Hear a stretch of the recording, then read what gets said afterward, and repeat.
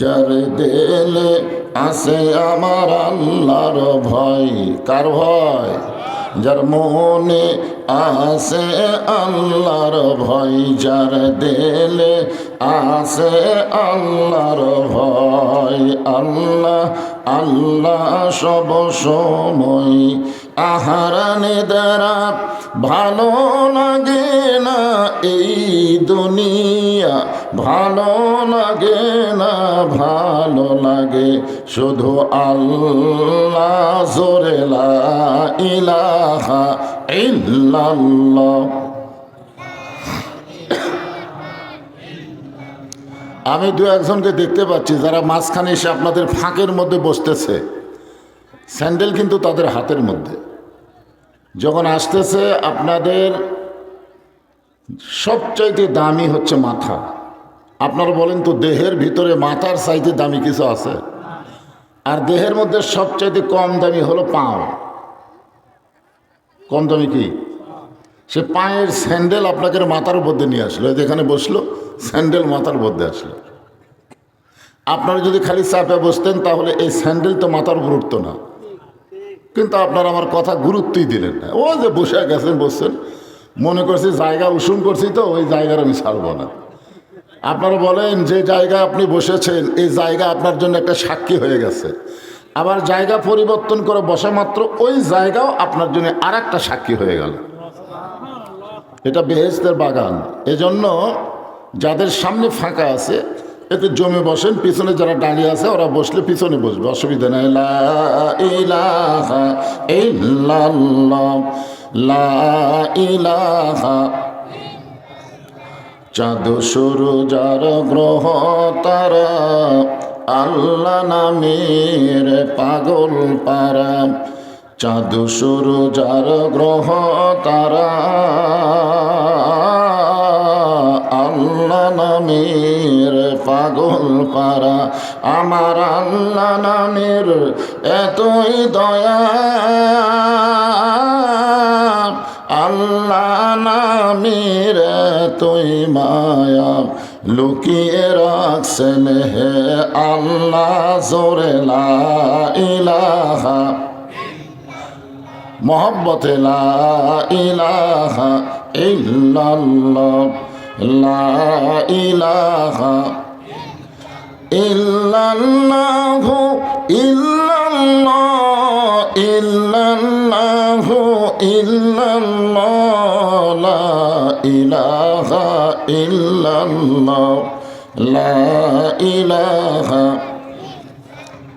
লা ইলাহা ইল্লাল্লাহু মুহাম্মাদুর রাসূলুল্লাহ।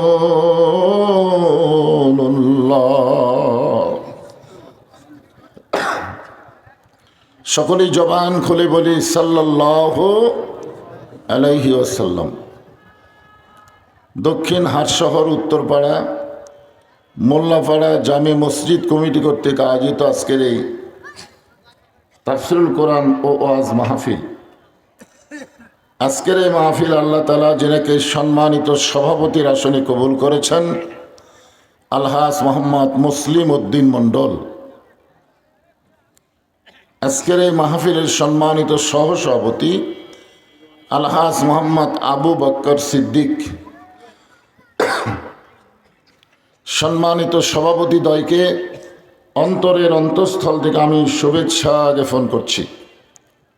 আজকের এই মাহফিলের সম্মানিত অতিথিবৃন্দ, সম্মানিত সুধীজন, সম্মানিত ওলামায়ে কেরাম, আপনাদের মাঝে মাঝে যে সমস্ত আলেম ওলামা বসে আছেন, আল ওলামা ওয়ারাসাতুল আম্বিয়া, আলেমগণ হচ্ছে নবীদের ওয়ারিস, বলেন সুবহানাল্লাহ।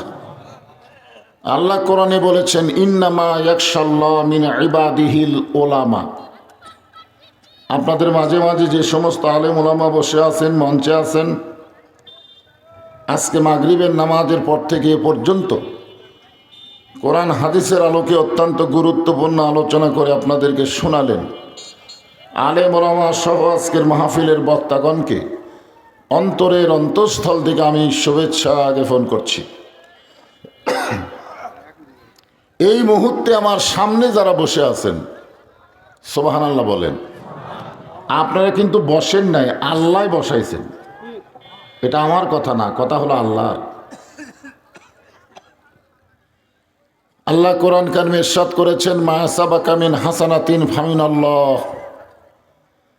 বান্দাবান্দির ভিতরে যারা কোনো ভালো কাজ করে, এ কাজ বান্দাবান্দি করে না, বরং আল্লাহ করায়। আপনার বলেন তো, এই কোরআনের মাহফিলে বসা এটা ভালো কাজ না খারাপ কাজ? তাহলে এই কাজকে আপনারা করলেন না আল্লাহ করালেন? যে আল্লাহ দয়া করে, রহম করে, মেহেরবানি করে এই জান্নাতের বাগানে আমার সামনে আপনাদের কবুল করেছেন, আমি আমার অন্তরের অন্তঃস্থল থেকে আপনাদের সবাইকে শুভেচ্ছা জ্ঞাপন করছি। সম্মানিত মা বোনেরা, পর্দার অন্তরালে বসে বসে যারা আলোচনা শুনতেছেন, আপনাদের চাইতে কিন্তু মা বোনদের সংখ্যা কম না, বরং আপনাদের চাইতে ওদের সংখ্যাই আজকে বেশি হয়েছে। মা বোনেরা যারা পর্দার অন্তরালে বসে বসে আলোচনা শুনতেছেন, আমি তাদেরকেও শ্রদ্ধা জ্ঞাপন করে এই মুহূর্তে জানতে চাচ্ছি আপনারা সকলে কেমন আছেন?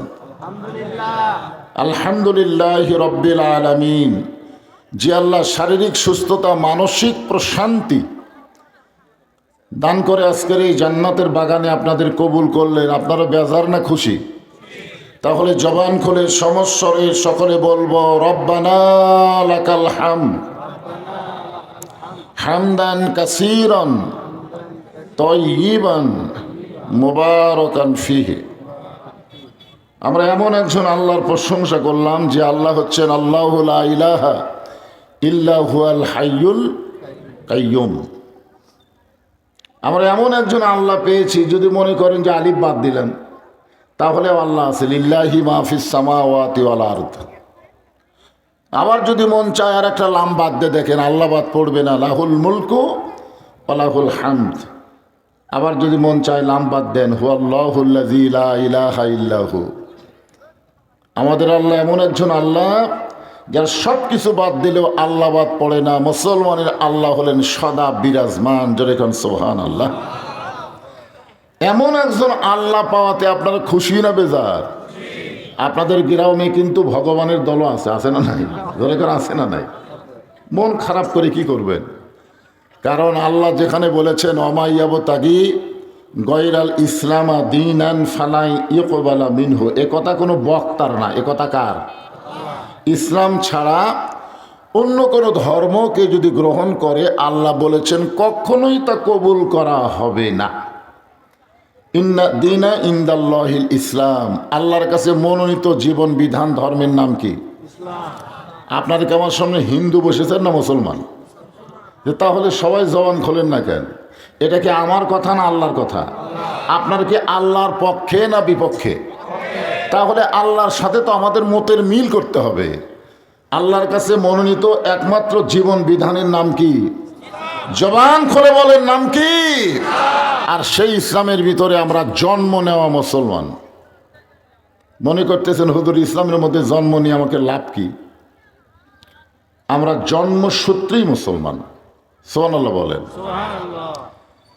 এই যে জন্মসূত্রে মুসলমান হওয়ার মধ্যে কি লাভ, এইটা বোঝানোর জন্য আপনাদের বলতেছি যে আল্লাহর নবী মসজিদে নববীর মধ্যে বসে আছেন। জরিকান কোথায় বসে আছেন? এমন সময় নবীর মাদ্রাসার 1 নম্বর ছাত্র হযরত আবু বকর রাদিয়াল্লাহু মসজিদের মধ্যে ঢুকতে গিয়ে চমকে গেলেন। কারণ নবী শুধু একা বসে নাই, নবীর 2 উরাতের উপরে নবীর 2টা নাতি বসে খেলা করতেছে।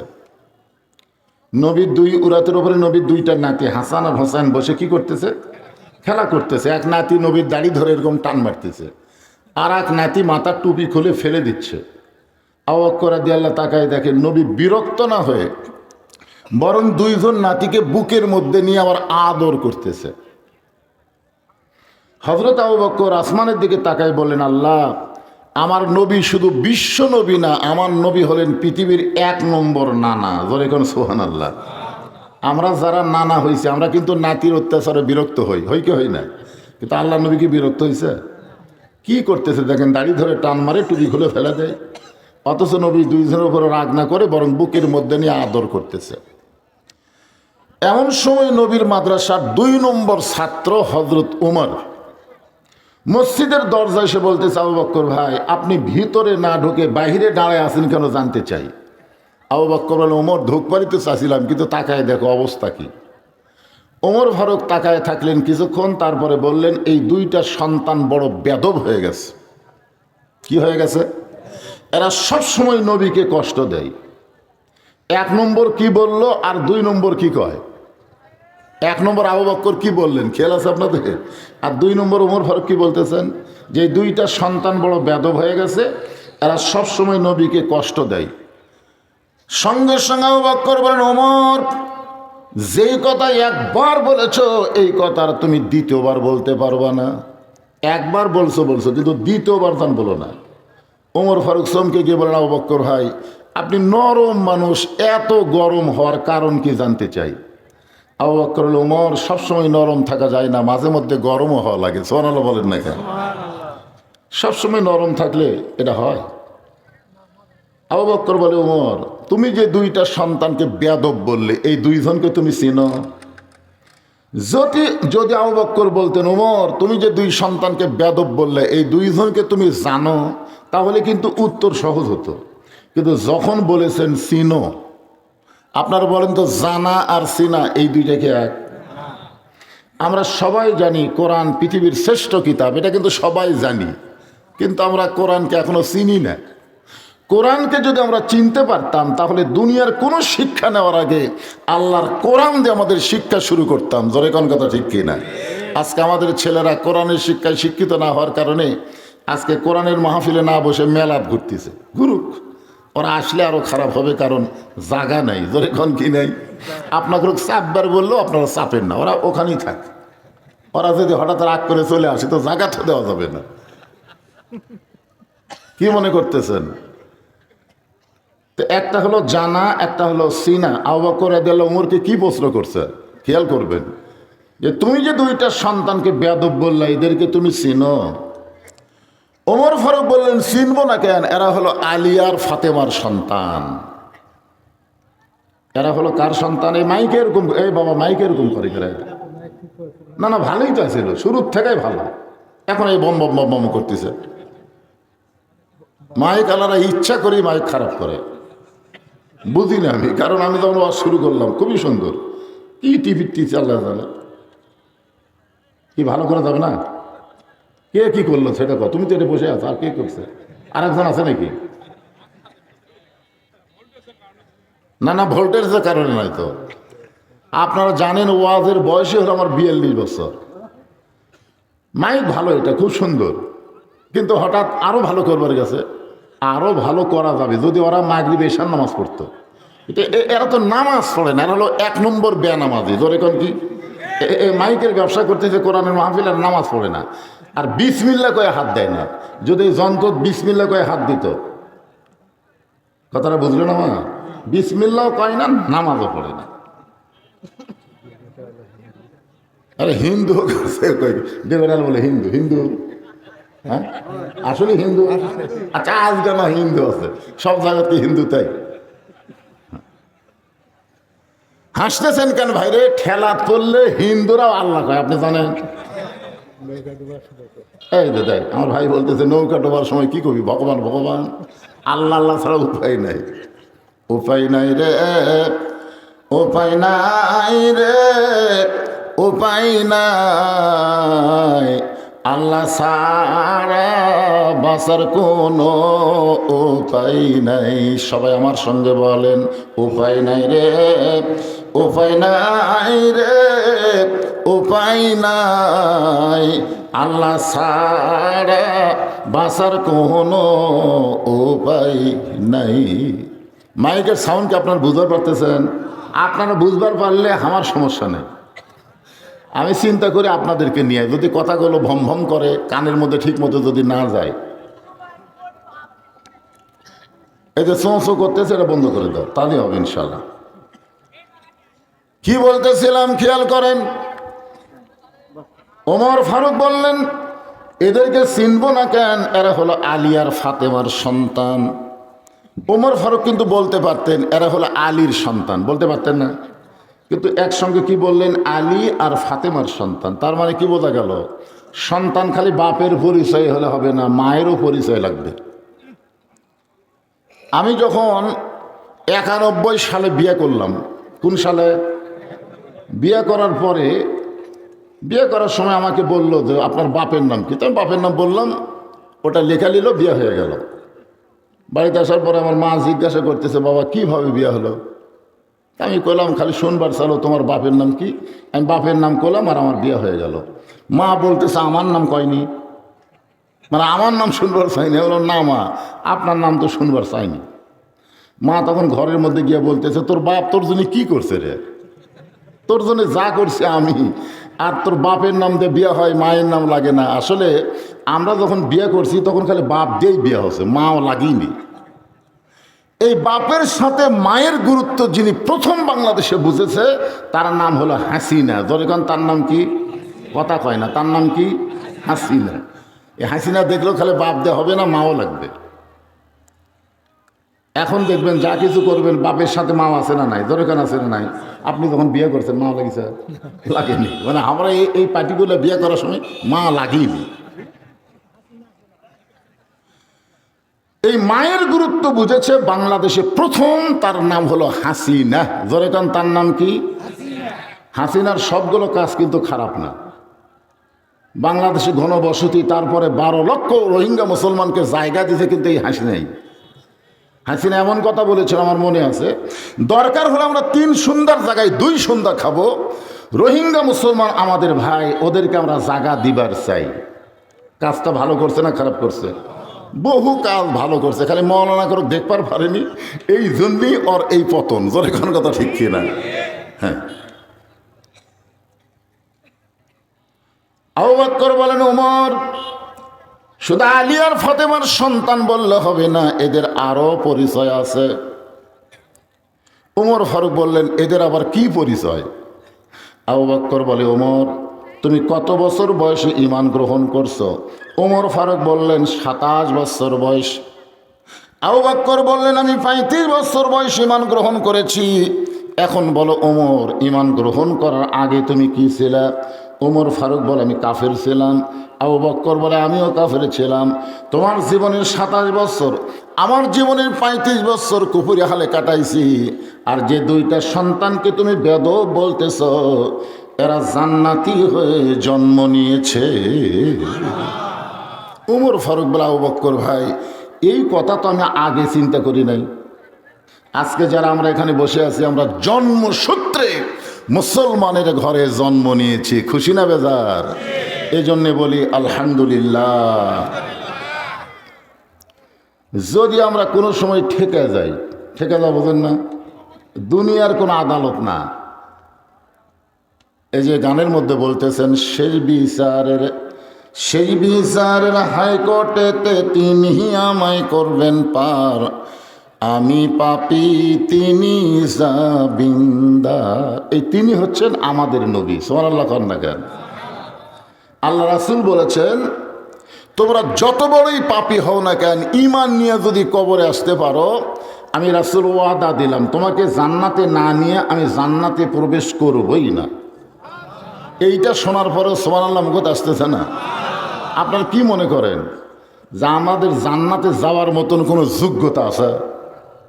আমাদের জন্য আমাদের নবী উকিল হয়ে, ব্যারিস্টার হয়ে আল্লাহর আদালতে আমাদের ব্যাপারে ওকালতি করে আমাদেরকে সুপারিশ করে জান্নাতে পৌঁছায় দিবেন। এমন একজন নবীর উম্মত হওয়াতে আপনারা খুশি না বেজার? তাহলে জবান খুলে আরেকবার বলি আলহামদুলিল্লাহ। এখন আসেন যে কোরআন থেকে আমরা তাফসির শুনবো। আমাদের কাহালুতে কোনো মানুষ যখন মারা যায়, বিশেষ করে মুসলমানেরা যখন মারা যায়, মরার খবর শুনে সকলে ইন্না লিল্লাহি ওয়া ইন্না ইলাইহি রাজিউন বলে। আপনাদের এলাকার খবর কি? ওই একই খবর। হ্যাঁ, আপনারা এখন খেয়াল করে দেখেন তো যে আমাদের সকলের সামনে মৃত্যু আছে না নেই? খুব দূরে না কাছে? আমাদের সবচাইতে নিকটতম, ভাইরা যে চঞ্চল করতেছে, একটা সাউন্ড সাইজ কর। আমাদের সবচাইতে নিকটতম যেই জিনিসটা অপেক্ষা করতেছে তার নাম হলো মৃত্যু। যেরকম তার নাম কি? কিন্তু আল্লাহ তাআলা এখানে একটা মারাত্মক কথা কইছেন। সে মারাত্মক কথা হলো ওয়ালা তামুতুন্না ইল্লা ওয়া আনতুম মুসলিমুন।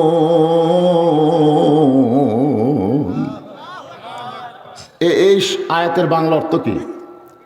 বাংলা অর্থ হলো তুমি মুসলমান না হয়ে মৃত্যুবরণ করো না। তাহলে আমাদের সামনে যদি মৃত্যুই থাকে আমরা কি হয়ে মরব? কথা কয় না রে বলে। হিন্দু এলাকায় বসবাস করে আপনাকে কি জবানও বন্ধ হয়ে গেছে না? হিন্দু হয়ে মরবেন? এটা কি আমার বাপের কথা বলতেছি না আল্লাহর কথা? তাহলে আল্লাহর কথার সাথে জবান বন্ধ করে থাকলে হবে না, তো একটু জবান হোহা করা লাগবে। আল্লাহ বলতেছেন মুসলমান না হয়ে তোমরা কেউ মৃত্যুবরণ করো না। এখন মুসলমান হয়ে যদি আমরা মরতে চাই আমাদের করণীয় কি? এটা মরার আগে না মরার পরে শুনবো? মরার আগে। ব্যাং খালি সাপরে বলতো তুই সোজা হইল চলার পারিস না, ব্যাং সাপক বলতেছে তুই সোজা হওয়ার পারিস না। তাই ভাই আমার জন্মের দোষী হলো বেকা, ওই বেকা হয়ে যায়, এরকম এরকম করে যায়। রাখাল মারা টাঙ্গা থসে, মারা কি করছে? টাঙ্গা রাখছে, দড়ি দিয়ে বান্ধা টাঙ্গা থসে। ব্যাং নিচে যা বলতেছে সোজা হলি ঠিকই রে, কিন্তু মরার পর। তা আমরা কি মরার পরে সোজা হব না মরার আগে? তো মরার আগে যদি সোজা হবার চাই এই ইন্না লিল্লাহর তাফসির শোনা লাগবে ভাইজান। রাজি আছেন সবাই? মাশাআল্লাহ। এই একজন আসো তো, এই টিপা টিপি না করে একজন, এটাই তো এটা। তোর নাম কি রে? হ্যাঁ, আহা আহা আহা, ও ভালো নাম তো, তোর থেকে হিন্দু। আহাত তো মুসলমানের নাম, কুল হুয়াল্লাহু আহাদ। এরা একটু তুলে দেখে, এই থুতু বরাবর হতো তো, একটু মুখ বরাবর দেখি কি হয়।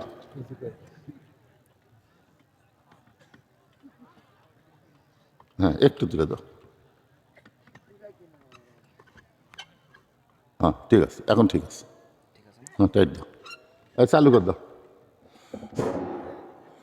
সাউন্ড কম দাও, ভম ভম যেন না করে, সাউন্ড যেন সবাই বুঝতে পারে এর জায়গায় দিয়ে। হ্যাঁ সবাই একটু আল্লাহর জিকির করি। লা ইলাহা ইল্লাল্লাহ, লা ইলাহা ইল্লাল্লাহ। না না পেঁয়াজ দাও, এতক্ষণ আসলো তো। লা ইলাহা ইল্লাল্লাহ, লা ইলাহা। কি করলি রে বারে, টাইট রে। টেপ দেওয়া লাগবে, এর নিয়েও আসতো নিষ্কারটা।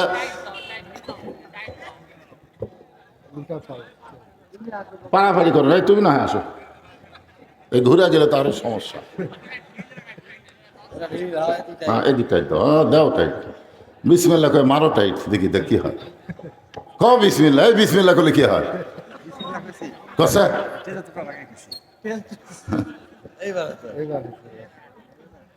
আছে আছে, হবি না, বিসমিল্লাহ করলে হবি না মানে।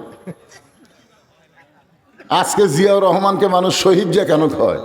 শেখ মুজিবুরকে তো মারা ফেলছে, জিয়াউর রহমানকেও হত্যা করছে। জোরে কোন কথা ঠিক কিনা?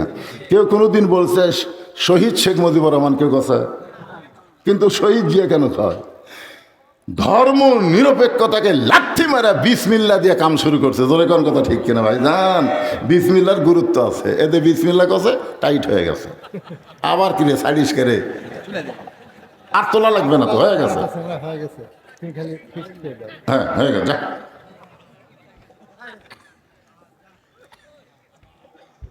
তাহলে কি বলতেছিলাম, আমাদের কাহালুতে কোনো মুসলমান যখন মারা যায়, আপনাদের এই খেতলালে যখন কোনো মুসলমান মারা যায়, মরার খবর শুনে সকলে আমরা পড়ি ইন্না, পড়েন ইন্না লিল্লাহি ওয়া ইন্না ইলাইহি রাজিউন। আপনারা অনেকেই চিন্তা করতেছেন হুজুর এই বাঁচা মানুষের কাছে আপনি মরার ওয়াজ করবেন। আরে হাসেন না ভাই রে, বাঁচাটা হলো অস্বাভাবিক আর মরাটাই হলো স্বাভাবিক। আমরা যে মরবো এ ব্যাপারে আমাদের কোনো সন্দেহ। যে হিন্দু ওরও নাই, ইহুদি বলেন, খ্রিস্টান বলেন, যাই বলেন, যে ধর্মেরই লোক হোক না কেন, মৃত্যু ব্যাপারে কারো সন্দেহ নাই। তাহলে আমরা মুসলমান, আমাদের তো সন্দেহ থাকার কথাই না।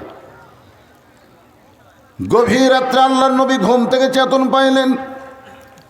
চেতন পাওয়ার কারণ হলো খাদিজাতুল কুবরা আল্লাহ নবীর এই ডান হাতখানা বুকের মধ্যে নিয়ে ফোঁপায় ফোঁপায় কাঁদতেছে। আল্লাহ রাসূল বললেন, খাদিজা, দুনিয়ার সবাই ঘুমায়, আমি নবীও ঘুমাই, এমন করে আপনি কাঁদেন কেন? কথাটা খেয়াল করছেন? দুনিয়ার সবাই ঘুমায়, আমি নবীও ঘুমাই, কিন্তু আপনি এমন করে কাঁদেন কেন?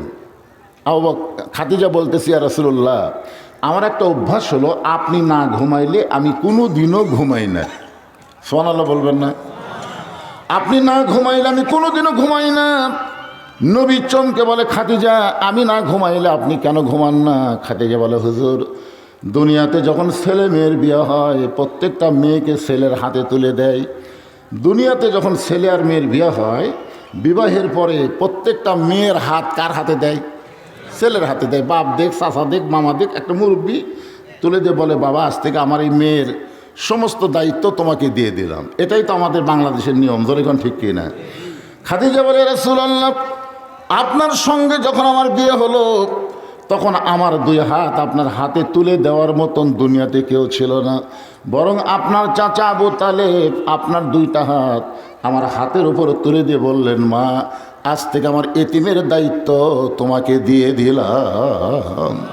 শিশুকালে মইরা গেছে মা, গর্ভে থাকতে মরছে পিতা, নবী চোখে দেখলেন না। কে করিবে লালন পালন, কে দিবে সান্ত্বনা, এই দুনিয়ার বড় এতিম নবী ছিলেন একজনা। খাদিজা বলতেছে, হুজুর, যখনই আপনার হাত আমার হাতের উপর তুলে দিয়েছে সেদিন থেকে আজ পর্যন্ত আপনি না ঘুমাইলে আমি খাদিজা কোনোদিন ঘুমাই না। আজকে যখন আপনি ঘুমায় গেলেন, আপনি ঘুমানোর পরে আমি ঘুমের আগে একটা দোয়া আছে, আপনার ঘুমের আগে একটা দোয়া আছে, এই দোয়া জানেন? এই যুবকেরা, এই মোবাইল শুনতে শুনতে ঘুমাও নাকি? কি ভিডিও দেখতে দেখতে ঘুমাও? ঘুমের আগে একটা দোয়া আছে, আপনারা দোয়াটা পড়েন। কথা কয় না, পড়েন পড়েন। এই দোয়াটা হলো, আল্লাহুম্মা বিইসমিকা আমুতু ওয়া আহইয়া। এর বাংলা অর্থ কি? এর বাংলা অর্থ যদি আমরা জানতাম, আনন্দ নিয়ে হাসি ঠাট্টা করে কেউ ঘুমাতে পারতাম না। এই অর্থ যদি জানতাম, এশার নামাজ বাদ দিয়ে কেউ বিছনায় ঘুমাতে যাইতাম না। এই দোয়ার বাংলা অর্থ যদি আমরা জানতাম, জানি না তো।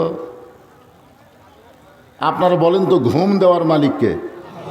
চেতন করার মালিককে? যদি ঘুমানোর পরে আল্লাহ যদি চেতন না করে, কি নিজের ইচ্ছায় চেতন হতে পারবেন? এই জন্য আমরা দোয়া কি পড়তেছি, আল্লাহুম্মা বিইসমিকা আমুতু। খাদিজা বলে, রাসূলুল্লাহ, এই আমুতু শব্দ যখন উচ্চারণ করেছি তখন আমি দেখতে পাই আমার সামনে অন্ধকার কবর। আপনি বলেছেন সর্বশেষে যেই ব্যক্তি কবরে যাবে দুনিয়ার 50,000 বছর কবরে থাকা লাগবে। সর্বশেষে যেই ব্যক্তি মৃত্যুবরণ করবে কবরের জগতে তাকে কত বছর থাকা লাগবে? হ্যাঁ, সবাই বলেন কয় বছর? 50 বছর না, 50,000 বছর। যেই কবরে কোনো জানলা নাই, যেই কবরে কোনো দরজা নাই, যেই কবরে কোনো বাতি নাই, যেই কবরে কোনো সাথী নাই, একা একা 50,000 বছর অন্ধকার কবর আমি কেমনে থাকবো? এই চিন্তায় আমি ঘুমাতে পারতেছি না। আমার চোখটা দর দর করে পানি পড়তেছে। সঙ্গে সঙ্গে আল্লাহর নবী খাদিজার কপালে একটা চুমা দিয়ে বললেন, খাদিজা, ওই আল্লাহর শপথ করে বলতেছি, ঈমান গ্রহণ করার পরে আপনি আল্লাহর সঙ্গে যে সম্পর্ক গড়ে তুলেছেন, আল্লাহ আপনার কবরকে জান্নাত বানায়া দিবে। সুবহানাল্লাহ, জোরে কন। আচ্ছা, কবর যদি জান্নাত হয় তাহলে 50,000 কি আর 1,00,000 বছর কি? সমস্যা আছে? জোরে কোন সমস্যা আছে? কিন্তু কবর যদি অন্ধকার হয়, কবর যদি আযাবের ঘর হয়, তাহলে সেই কবরে তো 1 ঘন্টা থাকাই কঠিন। কি বলতেছে আল্লাহ রাসূল বললেন, খাদিজা ঈমান গ্রহণ করার পরে আপনি আল্লাহর সঙ্গে যে সম্পর্ক গড়ে তুলেছেন, আল্লাহ আপনার কবরকে জান্নাত বানায় দিবে। আপনার বলেন তো, সম্পর্ক স্থাপন কখন হয়? বিয়ার আগে না বিয়ার পরে? কথা কয় না। স্বামী স্ত্রীর সম্পর্ক কখন হয়? বিয়ার আগে না বিয়ার পরে? এখন বিয়ের শাদী হয়েছে, বিয়ার সময় আমাদের কাহালুতে 3 বার কবুল কয়, কবুল আলহামদুলিল্লাহ, কবুল আলহামদুলিল্লাহ। আগে ছেলে কবুল করে, পরে ছেলের কাছ থেকে নিয়ে মেয়ের কাছে যায়, বলে অমুকের পুত্র অমুক এত টাকা মোহরানার বিনিময়ে তোমাকে স্ত্রী হিসাবে কবুল করেছে, তুমি তাকে স্বামী হিসাবে কবুল করো কি? তখন মেয়েটা বলে কবুল আলহামদুলিল্লাহ। আপনার বলেন কোনো দিনও দেখা সাক্ষাৎ নাই, কবুল বলার পরে ওরা সবচাইতে কি হলো? আপন হয়ে গেল। এখন স্বামী বউকে বাড়িতে নিয়ে আইছে, নিয়ে এসে বাসর ঘরে দেখে বউ সেই ঘোমটা মেরে বসে আছে। স্বামী বলতেছে, বিবি আমার কাছে তোমার ঘোমটা লাগবে না, দরজা জানলা লাগিয়ে দিয়েছি, ঘোমটা খোলো। বউ বলতেছে, না, কবুল বলার সময় তো ঘোমটা খোলার কথা নেই। যখন আপনাকে আমি কবুল বলেছি তখন তো আমাকে কেউ বলেনি যে ঘোমটা খোলা লাগবে। স্বামী বলতেছে, নতুন নতুন তো শরম পাচ্ছে, দরকার নেই। কিছুই কয়নি, বউ এক জায়গায় ঘুম পাড়ছে, ওই আর এক জায়গায় ঘুম পাড়ছে। সকালবেলা ঘুম থেকে উঠে বলতেছে, বিবি রে, আমার বাবা খুবই চা খায়, চা খোর, সকালবেলা 1 কাপ চা বানিয়ে দাও। বউ বলতেছে, কবুল বলার সময় তোমার বাপক চা বানিয়ে দেওয়া লাগবে, এ কথা তো নেই। মানে স্বামী যেটাই বলে, বউ বলতেছে কবুল বলার সময় এই কাজ করার তো কোনো কথা নেই। তো যাই হোক, স্বামী বিরক্ত হয়ে যখন বাজারে যাচ্ছে, তখন বউ ডাক দিয়ে বলতেছে, আপনি যখন বাজারে যাচ্ছেন আমার জন্য নারকেলের তেল আনবেন, সাবান আনবেন। স্বামী বলতেছে, কবুল বলার সময় তো তেল সাবানের কথা নেই। আপনার বলেন তো, স্বামী স্ত্রীর সংসার জমবে না ভাঙবে? তাহলে আল্লাহকে, রাসূলকে আমরা কবুল বলে নিলাম, লা ইলাহা ইল্লাল্লাহ মুহাম্মদ রাসূলুল্লাহ। এই কবুল বলার পরে, ঈমান গ্রহণ করার পরে যখন মুয়াজ্জিন আজান দেয়, তখন যদি কেউ নামাজ না পড়ে, রমজান মাসে রোজা যদি না করে, নবীর তরিকা মোতাবেক যদি না চলে, তাহলে আল্লাহর সঙ্গে সম্পর্ক হবে না। ওই বান্দাবান্দির সম্পর্ক আল্লাহর সঙ্গে ভাঙ্গা যাবে। ধরে কোন কথা ঠিক কিনা? আল্লাহ রাসূল বললেন, খাদিজা ঈমান গ্রহণ করার পরে আপনি আল্লাহর সঙ্গে যে সম্পর্ক গড়ে তুলেছেন, আল্লাহ আপনার কবরকে জান্নাত বানায়া দিবে। আচ্ছা, রাসূল যদি এই কথা বলে, আর কোনো অবিশ্বাস আছে? কিন্তু খাদিজা নবীর হাত বুকের মধ্যে নিয়ে বলতেছি, ইয়া রাসূলুল্লাহ, আপনার কথা আমার বিশ্বাস হয়, কিন্তু আপনার কাছে যদি আমি কিছু চাই, আপনি কি আমাকে দিবেন না? সঙ্গে সঙ্গে নবী 3 বার বললেন, নাউজুবিল্লাহ, নাউজুবিল্লাহ, নাউজুবিল্লাহ। খাদিজা বলতেছে, হুজুর আপনার কাছে আমি কিছু চাই। এ কথা শুনে আপনি 3 বার নাউজুবিল্লাহ বলার কারণ কি? রাসূল বললেন, ঈমান গ্রহণ করার পরে আল্লাহ ছাড়া নবীর কাছেও চাওয়া জায়েজ নাই। আচ্ছা, এই কথা কি আপনাদের কাছে মনোযোগ হচ্ছে? যে আল্লাহ ছাড়া নবীর কাছেও চাওয়া যাবে না? এখন মাজারে বাজারে বাবা গাবা সবগুলোর কাছে মানুষ যে ইতিমের মতন খাড়ায় থাকে। আপনারা বলেন তো, অজু ভঙ্গের কারণ আছে না নাই? রোজা ভঙ্গের কারণ আছে না নাই? নামাজ ভঙ্গের কারণ আছে না নাই? ঈমান ভঙ্গেরও কিন্তু কারণ আছে। আমরা বাংলাদেশের শতকরা 90% মুসলমান, কিন্তু ঈমানদার শতকরা কতজন? এটা কিন্তু খুবই খেয়াল করা দরকার। কারণ রাসূল বলেছে, যদি শুধু ঈমান নিয়ে যদি তুমি কবরে আসতে পারো, আমি রাসূল ওয়াদা দিয়ে দিলাম, তোমাকে সাথে করে আমি জান্নাতে প্রবেশ করব। তোমাকে ছাড়া আমি জান্নাতে প্রবেশ করব না। রাসূল কিন্তু বলে নাই যে নামাজ নিয়ে, রোজা নিয়ে, হজ নিয়ে, যাকাত নিয়ে কবরে আসো, এ কথা কিন্তু রাসূল বলেনি। রাসূল বলেছেন ঈমান নিয়ে। এখন আপনারা বলেন তো, আমাদের যত আমল আছে সবচাইতে গুরুত্বপূর্ণ এর নাম কি? ঈমান। জোরে কোন নাম কি? সবাই বলেন না কেন রে ভাইরে? খাদিজা বললেন, ইয়া রাসূলুল্লাহ, আপনার কাছে আমি যা চাই তা যদি আল্লাহর না থাকে, তাহলে আল্লাহ দিবে কেমনে? রাসূল চমকে গিয়ে বলতেছে, খাদিজা এটা একটা কথা হলো? আপনি আমার কাছে যা চাবেন তা আল্লাহর নাই, এটা কোনো কথা হলো? সব কিছুই তো আল্লাহর আছে। খাদিজা বলতেছে, হুজুর আপনি একটু খেয়াল করে দেখেন, আল্লাহর বাপ নাই, মাও নাই, বউ নাই, আল্লাহর ক্ষুধা নাই, আল্লাহর ঘুম নাই, আল্লাহর মৃত্যু নেই। হিসাব করলে দেখা যাবে আমাদের যা আছে আল্লাহর অনেক কিছুই নাই। কথা কন না কেন ভাই? আল্লাহর কি বউ চল আছে নাকি? সূরা ইখলাস পড়লে একবার 10 পারা কোরআনের সওয়াব। সবাই আমার সঙ্গে পড়েন, কুল হু আল্লাহু আহাদ আল্লাহুস সামাদ লাম ইয়ালিদ ওয়া লাম ইউলাদ ওয়া লাম ইয়াকুল লাহু কুফুয়ান আহাদ। রাসূল বলেন, খাদিজা তাহলে আপনি আমার কাছে কি চান? খাদিজা বলতেছে, রাসূলুল্লাহ মাত্র 3টা জিনিস আপনার কাছে চাই। জোরে বলেন, কয়টা? 1 নম্বর হলো আপনি 3.5 বছর গাড়ি হীরার মধ্যে সাধনা করেছেন।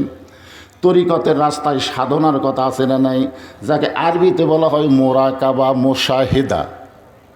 আমি এখানে এসে শুনলাম যে আপনাদের গ্রামে অনেক তরিকাপন্থী লোক আছে। যারা তরিকাপন্থী লোক তারা জানে মোরাকাবা, মুশাহিদা। আল্লাহ নবী 3.5 বছর গাড়ি হীরার মধ্যে ধ্যান করেছে। জোরে গান সুবহানাল্লাহ। 3.5 বছর নবী মোরাকাবা মুশাহিদা করার পরে আল্লাহ তাআলা নবীকে একটা নিয়ামত দান করলেন। এই যে আমার হাতে দেখতেছেন, এর নাম কি? কোরআনের প্রথম 5টা আয়াত। কোরআনের প্রথম 5টা আয়াত আল্লাহ নবীর উপর নাজিল করলেন ওই গাড়ি হীরার মধ্যে। প্রথম শব্দ হচ্ছে একরা। তোর এখন কি? একরা শব্দের অর্থ কি? পড়ো, পড়ো। আমাদের জন্য পড়ো, কিন্তু নবীর জন্য পড়ো হবে না পড়ুন হবে? আপনার বুঝতেছেন না। নবীর জন্য আপনার পড়ো কবেন না পড়ুন কবেন? আপনাদের কাছে একটা প্রশ্ন করি, জিবরাইল বয়সে বড় না আমাকে নবী বয়সে বড়? নবী বড়। যখন নবীর উপর আল্লাহ কোরআন নাজিল করতেছে তখন নবীর বয়স হলো 40। আর জিবরাইল আদম আলাইহিস সালাম থেকে শুরু করে আমাদের নবী, সমস্ত নবীর কাছে আল্লাহর ওহী নিয়ে আইছে। এরপরে নবী বড়। সম্মানের দিক দিয়ে নবী বড় হতে পারে, বয়সের দিক দিয়ে কি নবী বড়? আবার না কোন কেন? যখন জানবেন না তখন বলবেন আমরা জানি না। যারা মদিনায় গেছেন, আপনাদের মধ্যে যারা মদিনায় গেছেন, মদিনায় গেলে দেখবেন একটা দরজার নাম হলো বাবে জিবরাইল। দরজার নাম কি? বাবে জিবরাইল। হজ করছেন তো? মাশাআল্লাহ। তাহলে আমার ভাই দেখছে এই বাবে জিবরাইলে যায় জিবরাইল আলাইহিস সালাম নবীকে সালাম দিলেন, আসসালামু আলাইকা ইয়া রাসূলুল্লাহ। সঙ্গে সঙ্গে আল্লাহ নবী বললেন, ফাতেমা তোমার চাচা আইছে, তুমি একটু দরজা খুলে দাও। তখন জিবরাইল চমকে উঠছে, কে রে? আপনার বলেন তো চাচা বাপের ছোট না বড়? আপনার চাচা বোঝেন না? বাপের ছোট ভাইকে চাচা কয়, বড় ভাইকে বড় আব্বা কয়। আমাদের এলাকায় জ্যাঠা কয়, বড় আব্বা কয়, এরকম একটা কয়। আর ফাতেমা যখন দরজা খুলে দিল, ফেরেশতা জিবরাইল আল্লাহ নবীর কাছে আসলেন, কিন্তু নবী তাকায় দেখে জিবরাইলের মুখটা ভার। রাসূল বললেন, মুখটা ভার কেন? বলে, হুজুর আপনি কেমনে বললেন আপনার মেয়েকে তোমার চাচা আইছে? রাসূল বলে, জিবরাইল তোমার বয়স কত? জিবরাইল তোমার বয়স কত? ফেরেশতা জিবরাইল বলে, ইয়া রাসূলুল্লাহ আমার বয়স কত তার হিসাব আমি ঠিক মতো দিবার পারবো না। তবে একটা কথা বলি, পূর্ব আকাশে একটা তারকা উদয় হয়। ওই তারকা একবার উদয় হওয়ার পরে 70,000 বছর আর উদয় হয় না। আবার উদয় হয়, আবার 70,000 বছর পরে উদয় হয়। ওই তারকাকে আমি এ পর্যন্ত 70 বার দেখেছি। এখন আপনি হিসাব করে দেখেন আমার বয়স কত। রাসূল বলে, জিবরাইল ওই তারকাই হলাম আমি মুহাম্মাদুর রাসূলুল্লাহ। জোরে বলেন সাল্লাল্লাহু আলাইহি ওয়াসাল্লাম। তাহলে আল্লাহর নবীকে সম্মানের খাতিরে জিবরাইল কি বলবেন? পড়ো না পড়ুন? এই জোরে কোন, পড়ো না পড়ুন? ফেরেশতা জিবরাইল বললেন পড়ুন, আল্লাহর নবী বললেন পড়বো না। আবার জিবরাইল বললেন পড়ুন, নবী বললেন পড়বো না। ফেরেশতা জিবরাইল বলে, হুজুর আপনাকে পড়তে বলা হয়, আপনি কেন পড়বেন না? রাসূল বলে, জিবরাইল তুমি পড়তে বললে আমি পড়বো না, আগে জানতে হবে পড়ার ধরন কি। আগে জানা লাগবে পড়ার সাইজ কি। আজকে আপনার ছেলের হাতে বই দিচ্ছেন, ছেলে পড়তেছে আগডম বাগডম ঘোড়াডম সাজে ঢাক ঢোলক ঝাঁঝর বাজে, বাজতে বাজতে চললো ঢুলি, ঢুলি গেল কমলা ফুলি, কমলা ফুলির টিয়াটা, সূর্য মামার বিয়াটা। আপনি বলেন তো এ পর্যন্ত আপনার ছেলে যতগুলো পড়েছে এর মধ্যে একটা কথা সত্যি আছে? কথা কন না কেন, সত্যি আছে। তাহলে আপনার মাসুম বাচ্চাকে আপনি মিথ্যা শিক্ষার ফ্যাক্টরি ভর্তি করে দিলেন। আজকে যাদের সন্তান, যে গ্রামে মাদ্রাসা আছে মাদ্রাসায় ছাত্র পাওয়া যায় না, আর প্রাইমারির ছাত্র জায়গা হয় না। ফেরেশতা জিবরাইল বললেন, হুজুর কেন পড়বেন না? রাসূল বললেন, জিবরাইল তুমি পড়তে বললেই পড়বো না, আগে জানতে হবে পড়ার ধরন কি। সঙ্গে সঙ্গে জিবরাইল বললেন, বিইসমি রব্বিকাল্লাযী খালাক, যে আল্লাহ আপনাকে সৃষ্টি করেছে ওই আল্লাহর নামে পড়ে। সঙ্গে সঙ্গে নবী বললেন, আমার কোনো আপত্তি নাই, যে পড়ার মধ্যে আল্লাহ আছে এই পড়াটাই আমি পড়বার চাই। একাধারে 5 আয়াত, জোরে বলেন কয় আয়াত? নাজিল হওয়ার পরে নবী কিন্তু আর গাড়ি হীরার মধ্যে যায় নাই। ওই গাড়ি হীরার মধ্যে আর নবী কোনো দিন যায় নাই। নবী গাড়ি হীরা থেকে যখন চলে আসলেন, খাদিজা বলে, হুজুর দৈনিক 2 বার আমি গাড়ি হীরার মধ্যে আপনাকে খাবার নিয়ে যাই, কিন্তু আজকে এতই খিদা লাগছে নাকি, আপনি কেন নিজে নিজে নেমে আসলেন? রাসূল বলে, খাদিজা আমাকে কম্বল দিয়ে আবৃত করো। খাদিজা তাকায় দেখে নবীর গোটা দেহ ঘরমাক্ত হয়ে গেছে। নবীর গায়ের জুব্বা খুললেন। রাসূল বলে, খাদিজা এই জুব্বা পরা অবস্থায় আল্লাহর কোরআনের 5টা আয়াত আমার উপর আল্লাহ নাজিল করেছে। এই জুব্বা পরা অবস্থায় ফেরেশতা জিবরাইল আমাকে বুকের মধ্যে জাপটে ধরে স্বয়ং আল্লাহ আরশ থেকে আমার উপর তাওয়াজ্জু দিয়েছে, এই জুব্বাটা তুমি যত্ন করে রাইখা দাও। খাদিজা বলে, নবী গো, ওই যে আপনার জুব্বা যত্ন করে রাইখা দিয়েছি, আমি যখন মরে যাব ওই জুব্বাটা আপনি আমাকে কাফনের কাপড় হিসাবে দিয়ে দিবে। 3টা চাওয়ার 1 নম্বর চাওয়া। 2 নম্বর চাওয়া হলো, ওগো আল্লাহর নবী, আমি খাদিজা যখন বিদায় নিব আপনার পবিত্র হাত দিয়া আমার দেহখানা আপনি কবরের ঘরে নামায় দিবেন। আমার 3 নম্বর চাওয়া হলো, কবরে মাটি দিয়া সবাই যখন চলে যাবে এমন সময় 2 জন ফেরেশতা আল্লাহ কবরে পাঠায় দিবে। কবরে মুর্দাকে মাটি দিয়া সবাই যখন চলে যাবে এমন সময় কয় ফেরেশতা? আপনারা জানেন এই 2 ফেরেশতার নাম কি? মুনকির নাকির। জোরে কোন মুনকির। ফেরেশতা আসিয়া যখন জিজ্ঞাসা করিবে, দিন কি তোমার মাবুদকে, বা তখন কি বলিবে। এই গান গাইলে গুনাহ হবে নাকি? অনেক গান আছে গুনাহ হয় না, সওয়াব হয়। এই যুবকের আমার সঙ্গে একটু চেষ্টা করো। ফেরেশতা আসিয়া যখন জিজ্ঞাসা করিবে, দিন কি তোমার মাবুদকে, বা তখন কি বলিবে। আল্লাহ বিনে নাই রে মাবুদ, আল্লাহ বিনে নাই রে মাবুদ, জবানে তাই বলো রে বলো, মুখে আল্লাহ রাসূল সবে বলো। খাদিজা বলতেছে, ইয়া রাসূলুল্লাহ, কবরে মাটি দেওয়ার পরে সবাই যখন চলে যাবে ওই সময় 2টা ফেরেশতা এসে আমাকে 3টা প্রশ্ন করবে। ওগো আল্লাহর নবী, এই 3টা প্রশ্নের উত্তর আমি খাদিজা দেবার পারবো না, আমার পক্ষ থেকে আপনাকে উত্তর দেওয়া লাগবে। সঙ্গে সঙ্গে আল্লাহ নবী খাদিজাকে বুকের মধ্যে নিয়ে খাদিজার কপালে একটা চুমা দিয়ে বললেন, খাদিজা ওই আল্লাহর শপথ করে বলতেছি, আমার আগে যদি আপনার মৃত্যু হয় তাহলে আপনার 3টা চাওয়াই আমি পুরা করব ইনশাআল্লাহ। আমার কথা কি বুঝবার পারছেন? কে ভাই কি হচ্ছে রে? মাইকের আবার কি হলো? মহিলাদের জন্য আজকে ওয়াজ হচ্ছে, আর ওইদিকে যদি মাইক না হয় কাম হবে? কি সর্বনাশ করলো রে। আমার কথাকে আপনার বুঝতে পারতেছেন? পারেননি। আল্লাহ রাসূল কি বলেছেন? খাদিজা আমার আগে যদি আপনার মৃত্যু হয়। এ কথার দ্বারা রাসূল বুঝালেন কে কখন মরবে এটা আল্লাহর নবীও জানে না। আমাদের ভিতরে কিছু কিছু ভণ্ডরা বলে কে কখন মরবে আমার বাবা জানে। বাবা জানে? ওদের দেওয়ানবাগি নিয়ে এরকম কথা বহু হচ্ছিল, কবে দেওয়ানবাগি মরবে ওটা নাকি আগেই জানে, হঠাৎ মরে গেছে। আপনারা বলেন তো খালেদা জিয়া কখন মরবে আমরা জানি? মরছে না বেঁচে আছে আল্লাহ জানে। বাংলাদেশের মানুষও কিছু বুঝবার শিখেছে, তো এখন কথা ঠিক না।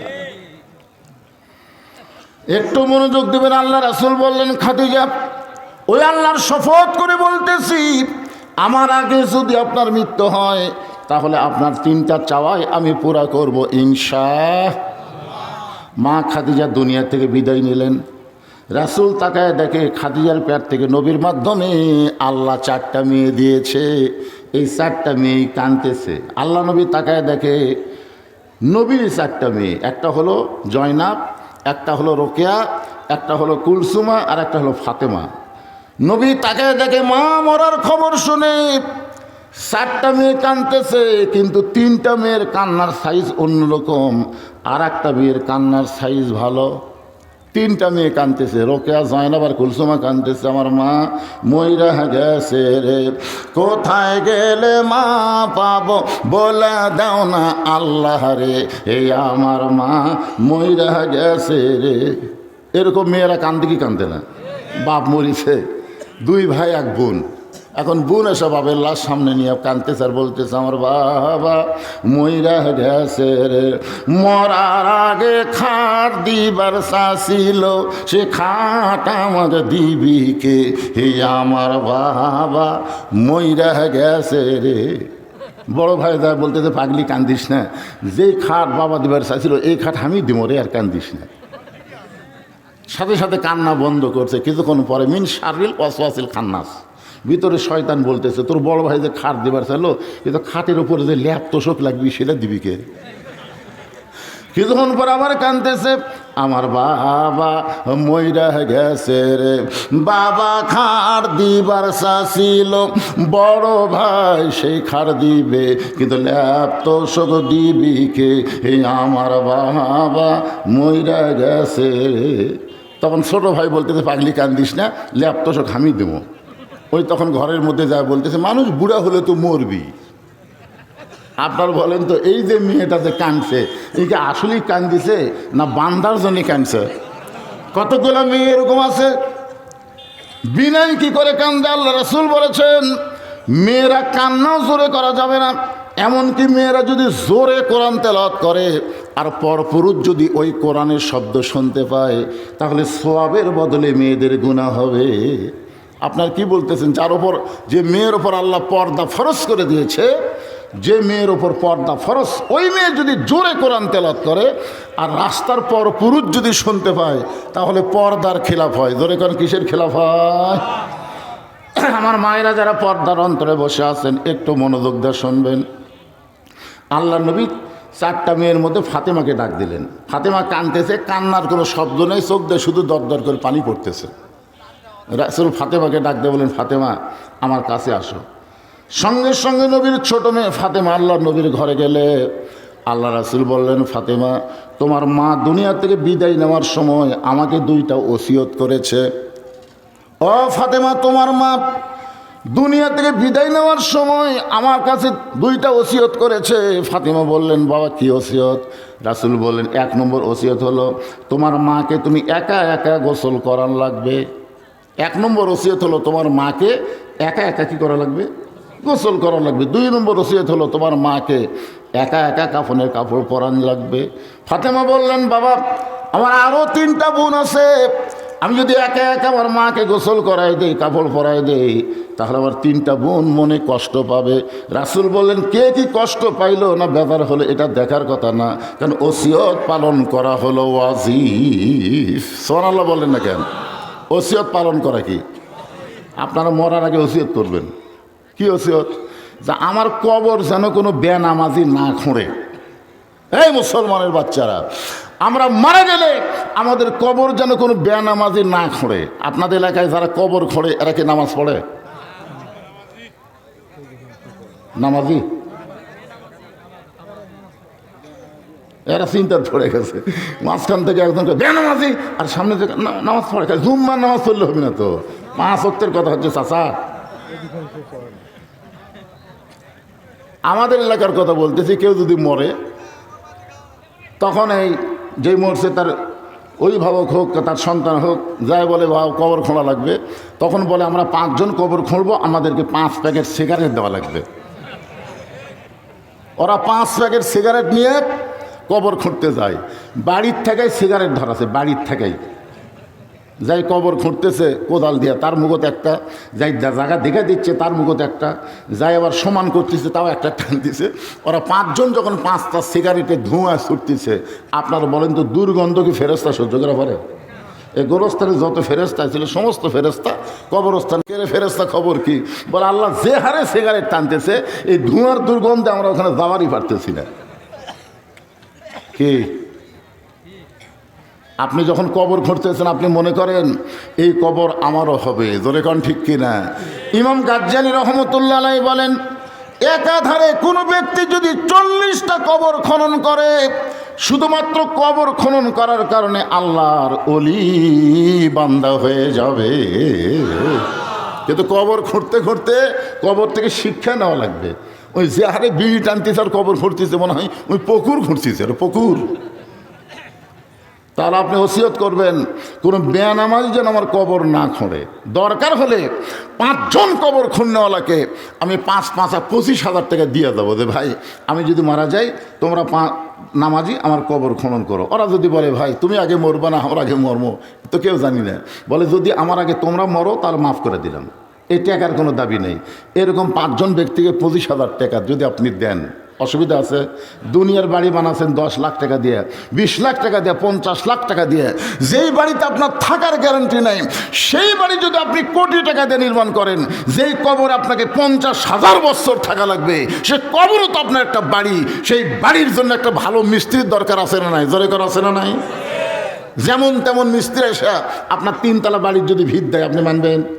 এই তুই 3 শেড বাড়ি করে পারিস না, তুই এবার বিল্ডিং বাড়ি ভিত করতেছিস। তাহলে দুনিয়ার একটা বাড়ি করতে গিয়ে আপনি যদি ভালো মিস্ত্রি খোঁজেন, তাহলে আপনার কবর খনন করতে গিয়ে ভালো মিস্ত্রির দরকার আছে না নাই?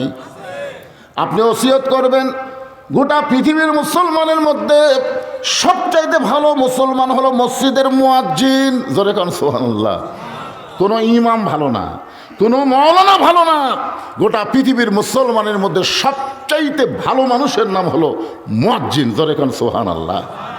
আল্লাহ রাসূল বেলালকে কাছে ডেকে বললেন, বেলাল তুমি আমার কাছে দাঁড়াও তো। তো বেলাল যখন নবীর কাছে দাঁড়াচ্ছে, রাসূল বলে, বেলাল তুমি তো আমার চাইতে খাটো। বেলাল বলে, হুজুর আপনি ইমাম, আমি মুয়াজ্জিন, একটু খাটো হওয়া স্বাভাবিক। আল্লাহ রাসূল বলে, বেলাল দুনিয়াতে তুমি আমার চাইতে খাটো হলে কি হবে, হাসরের ময়দানে আল্লাহ তোমার মাথা উপরে রাখবে।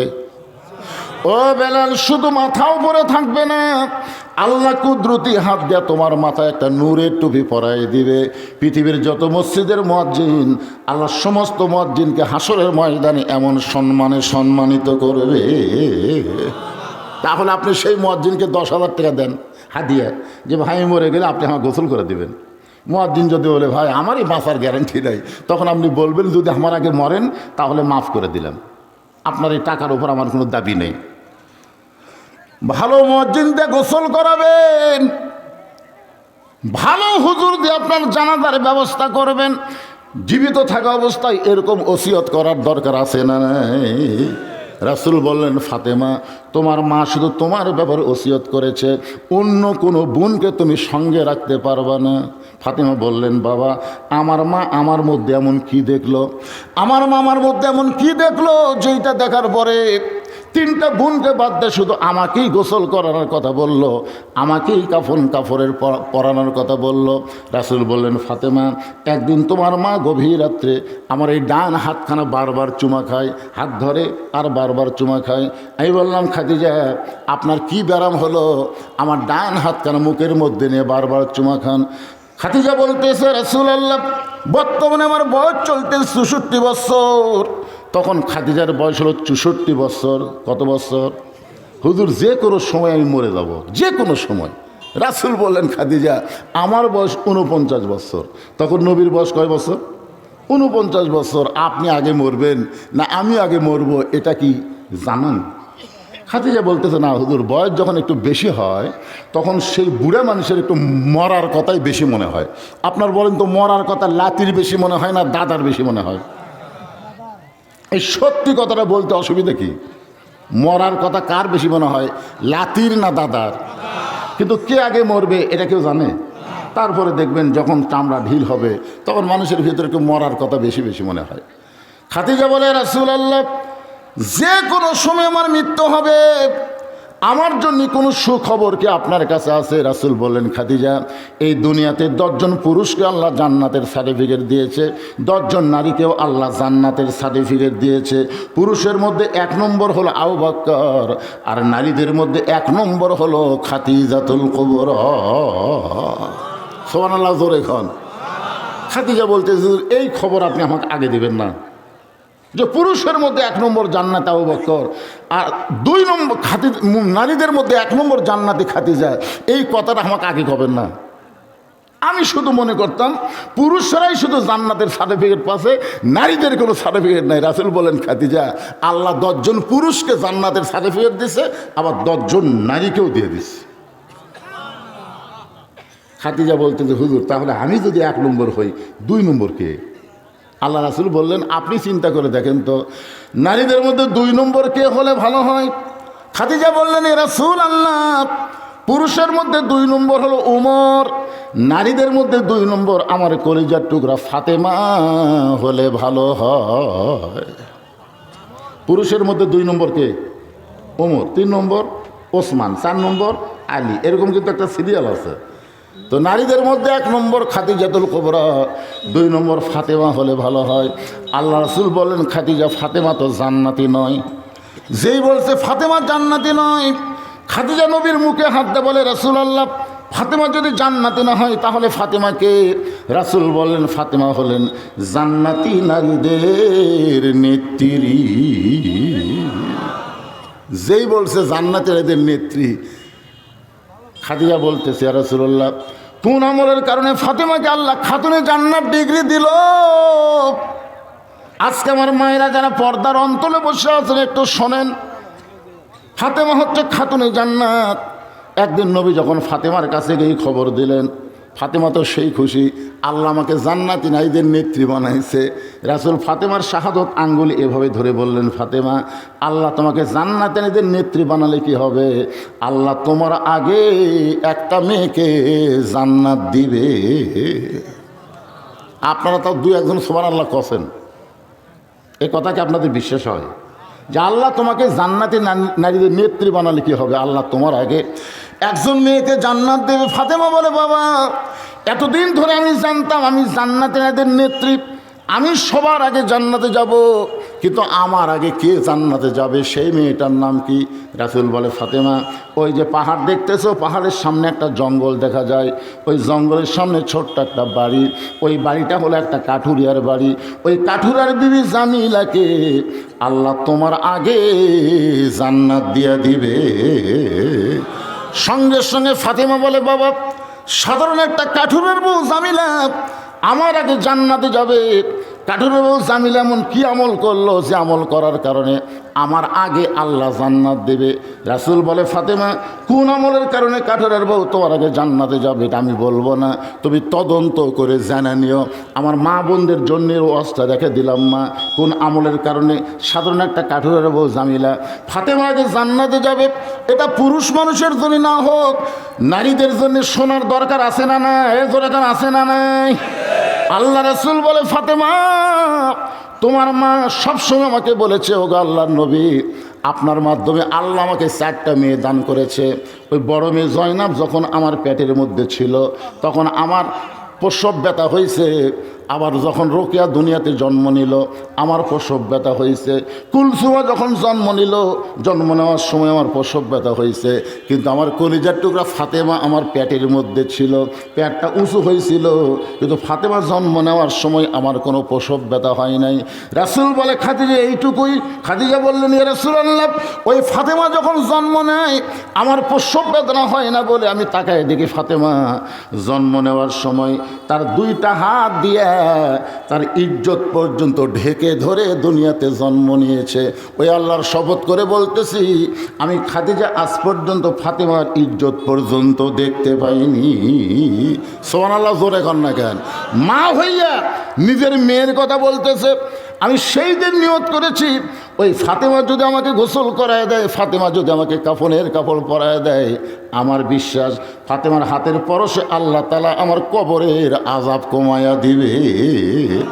আসলে তো আযাব হবেই না, কিন্তু ভিতরে সবসময় একটা মুসলমানের সংকোচ থাকে কি থাকে না?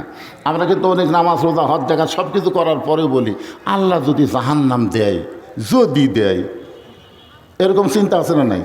আপনারা কেউ সাহস করে বলতে পারেন যে আমি জান্নাতে যাব, এ কথা বলে দেবে? ভিতরে একটা সন্দেহ থাকি ভাই। সঙ্গে সঙ্গে আল্লাহ নবীর মেয়ে ফাতেমা খাদিজার ঘরের মধ্যে ঢুকতেছেন একা একা গোসল করানোর জন্যে। ফাতেমা ঘরের মধ্যে ঢুকতেছেন একা একা গোসল করানোর জন্যে। কিছুক্ষণ পরে ফাতেমা বলতেছে, বাবা আমি আমার মাকে সুন্দর করে গোসল করায় দিয়েছি।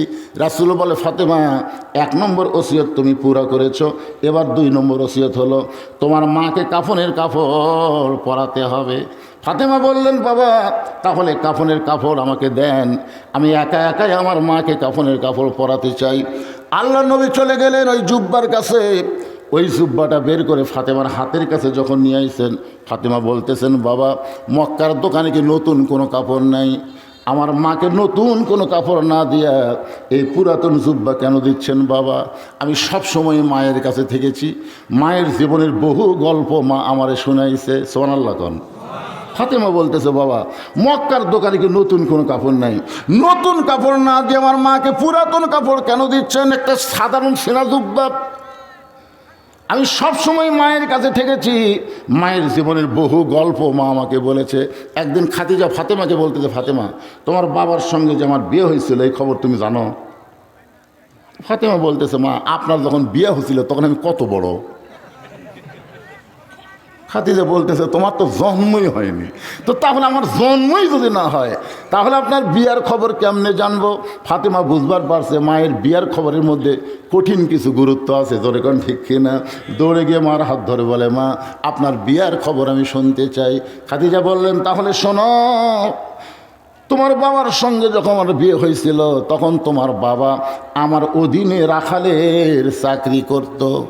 যেই বলছে রাখাল, সঙ্গে সঙ্গে ফাতেমা বলে, মা আমার বাবার সম্পর্কে কোনো বাজে মন্তব্য করবেন না, কারণ প্রত্যেকটা মেয়েরা মায়ের চাইতে বাবাকে বেশি ভালোবাসে। সুবহানাল্লাহ না খেয়াল। মেয়েরা বাপের মায়ের চাইতে বাপকে বেশি ভালোবাসে। আর এই বাপ সব জন্য বেটাক দেয়, মেয়ে ফাঁকি দেয়। এরকম কিছু বাপ আছে না, কুলেঙ্গার বাপেরা।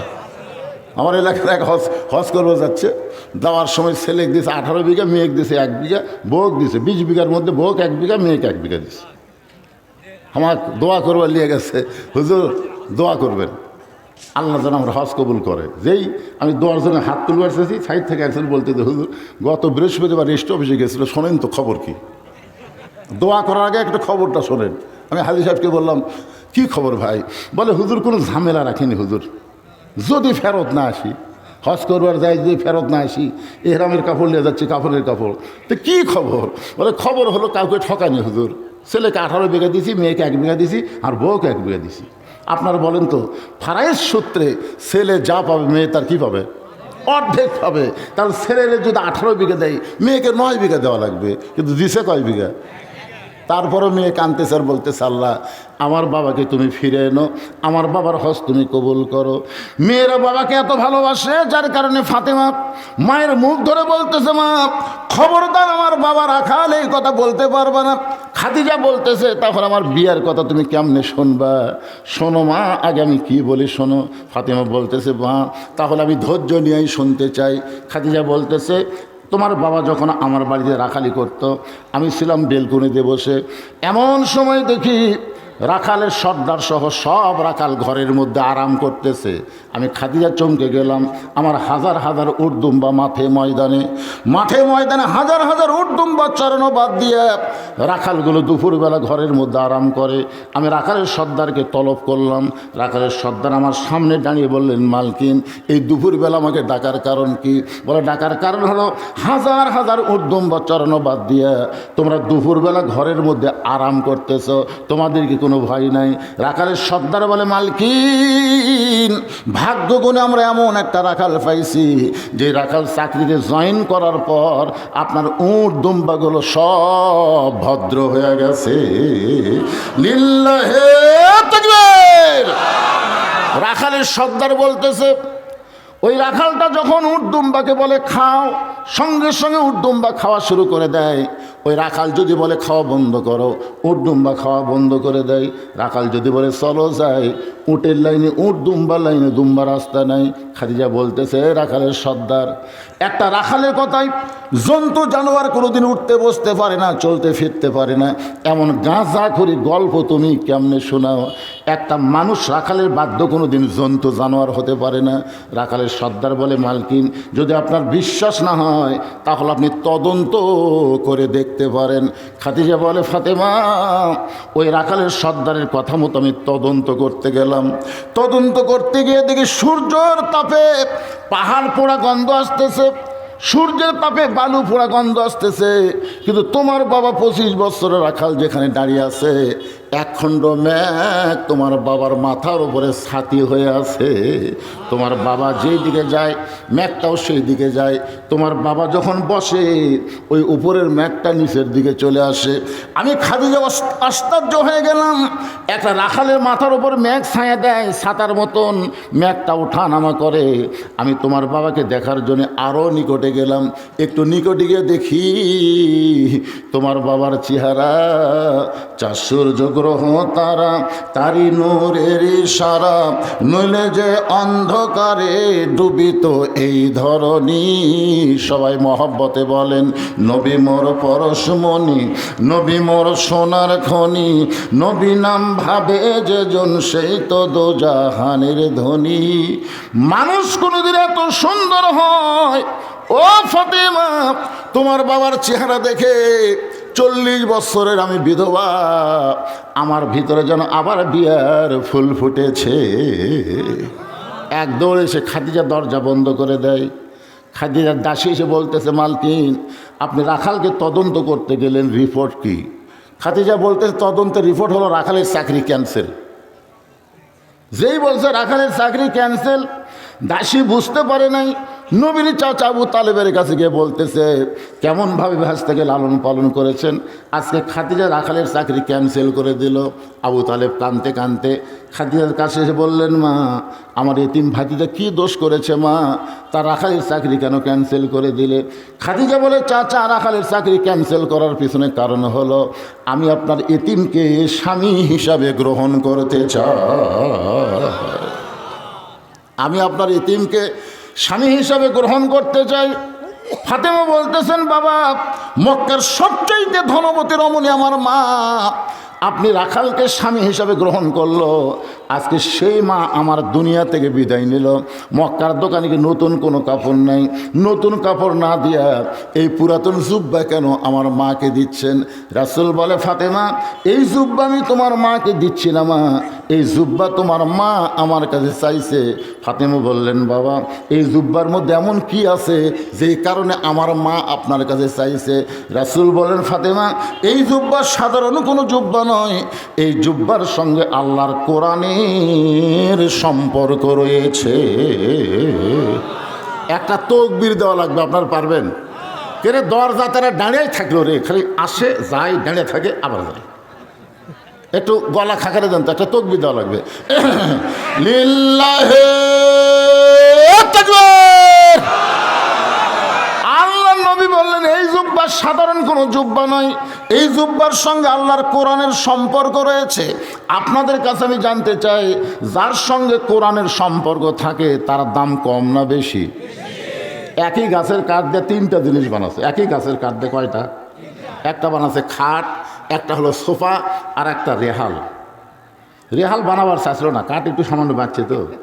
এখন মিস্ত্রি বলতেছে, ভাই, মেহগনি কাঠ একটু বাঁচলো, কি করবেন? কি হবি রে, কাঠ পুড়ে খাওয়ালে না? পুড়ে খাওয়া না, এইটা দিয়ে একটা রেহাল বানিয়ে দিই। ওই কিন্তু বানাবার চাইনি, মিস্ত্রি বানিয়ে দিয়ে করছে, আমার টাকা দেওয়া লাগবে না, এটা আপনার ফ্রি দিয়ে দিলাম।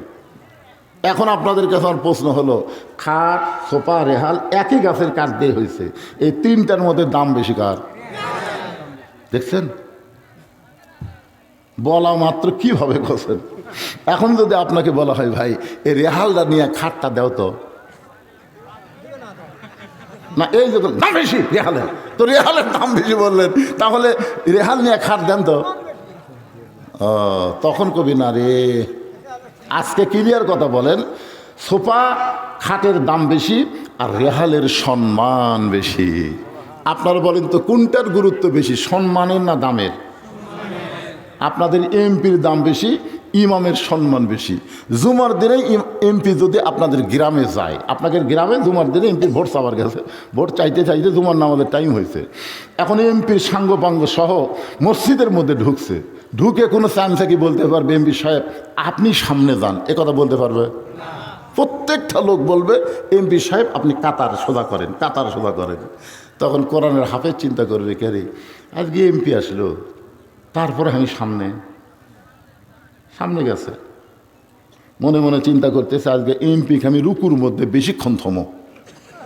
কারণ যারা দুনিয়াবী নেতা এরা মারা খায় খায়, বুঝলেন, এদের উড়া তার পেট বেশি মোটা হয়। উড়া তো মোটা, পেটও মোটা। আপনার বলেন তো, যার উড়া তার পেট মোটা হয় তার কোন জায়গায় বেশি কষ্ট নামাজ পড়বার গেলে?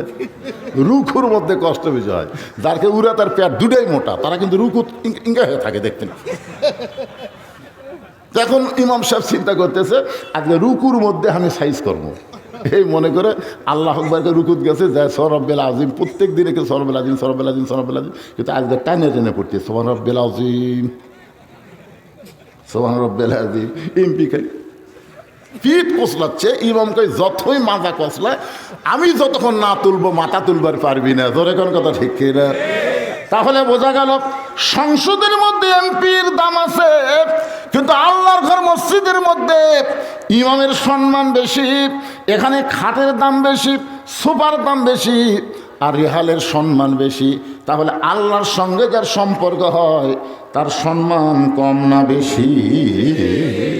আজকে যে ছেলেরা এ কোরআনের মাহফিল করতেছে, এ ছেলেরা আমাকে বলছে, হুজুর এ কোরআনের সঙ্গে যারা সম্পর্ক করতে চায় আপনি একটু তাদেরকে হাত তুলে দেখবেন তো কারা কারা আমার সঙ্গে, যার সামনে যারা বসে আছেন, এ কোরআনের সঙ্গে কারা কারা সম্পর্ক করবেন, দুই হাত তুলে একটা আল্লাহ দেখান তো ভাইজান। এ যারা করবেন না তারা দান তোলেন না। লিল্লাহে তাকবীর, হাত নামান। আল কোরআনের আলো সংসদে জালো, কোরআন হাদিস যেখানে, দুনিয়ার মুসলমান। লিল্লাহে তাকবীর, আলহামদুলিল্লাহ। এখন আপনাদের কাছে ছেলেরা একটু ব্যাগ নিয়ে যাবে, কারণ এই মাহফিল যারা করতেছে এরা কোথায়? সবাই হাত তুলছে, 10 টাকা, 20 টাকা, 50 টাকা, 100 টাকা। এই আদায়ের পরে আমি আরও 1 ঘন্টা ওয়াজ করবো, অসুবিধা আছে? জোরে কোনো সমস্যা আছে? না, একটু সবাই কোরআনের সঙ্গে সম্পর্ক রাখার জন্যে যার যা সাধ্য হয় করে বসে আছে না নাই? তো ওই মায়েদের মধ্যেও আপনারা একটু যাবেন, বিশ্বস্ত লোক মেয়েদের মধ্যে আদায় করবেন। অন্য কেউ আদায় করে এক সাইড মারবেন না, কারণ হিরোইনখোর, গাঁজাখোর, আফিমখোর আছে না নাই? ইয়াবা বাবাখোর, একা তুলেলে আরেকদিক চলে যাবে। এই জন্যে বিশ্বস্ত লোক ওটা বসা করবেন না, সব চাপা সামনে আসেন। এই যারা দাঁড়াইছেন এই সুযোগ আপনারা বসেন আর জিকির করেন, লা ইলাহা ইল্লাল্লাহ, জোরে লা ইলাহা ইল্লাল্লাহ, লা ইলাহা ইল্লাল্লাহ, লা ইলাহা ইল্লাল্লাহু মুহাম্মাদুর রাসূলুল্লাহ সাল্লাল্লাহু আলাইহি সাল্লাম। আল্লাহ নবী বলেন, ফাতেমা এই জুব্বা আমি তোমার মাকে দিচ্ছি না, বরং তোমার মা আমার কাছে এই জুব্বাটা চাইছে। কারণ এই জুব্বা দুনিয়ার সাধারণ কোনো জুব্বা নয়। এই জুব্বা পরা অবস্থায় ফেরেশতা জিবরাইল আমার উপরে কোরআনের 5টা আয়াত নাজিল করছে। মনে আছে না ভুলে গেছেন? আরে এই টাকা দিবার যে হয়েছে করে সব সাইল রে, এই হইসই করবেন কেন?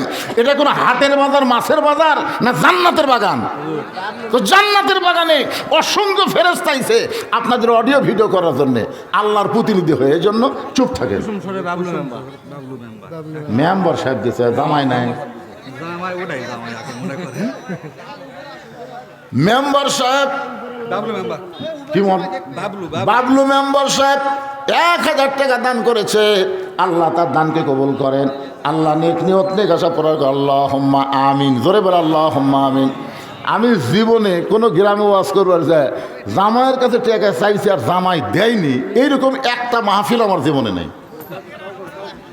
আজকে এত বড় একটা মাহফিল, এর মধ্যে একটা জামাই আসেনি, কেন একটাও আসেনি।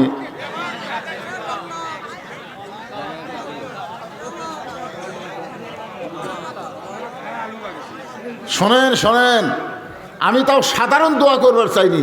নবীর জামাই হযরত আলীর সঙ্গে আল্লাহ যেন জান্নাত দেয়, একটা জামাই চাইছি, একটা জামাই উঠলো না। এই মুরব্বীরে এই দেখেন জামাই কাক কয়, দেখেন এটা কি আসলে জামাই? জামাই লয়, জামাই এটা জামাই জামাই জামাই জুয়েল এই কি জামাই জামাই মাশাআল্লাহ। হাই রে জুয়েল এই গ্রামের জামাই। তাই তো চিন্তা করি চাইছি পাইনি এরকম একটা মাহফিল হয়নি। আজকে যদি না পাতাম কি লজ্জায় লাগতো ভাই। এই গ্রামের জামাই 500 টাকা কোরআনের জন্য করছে দান।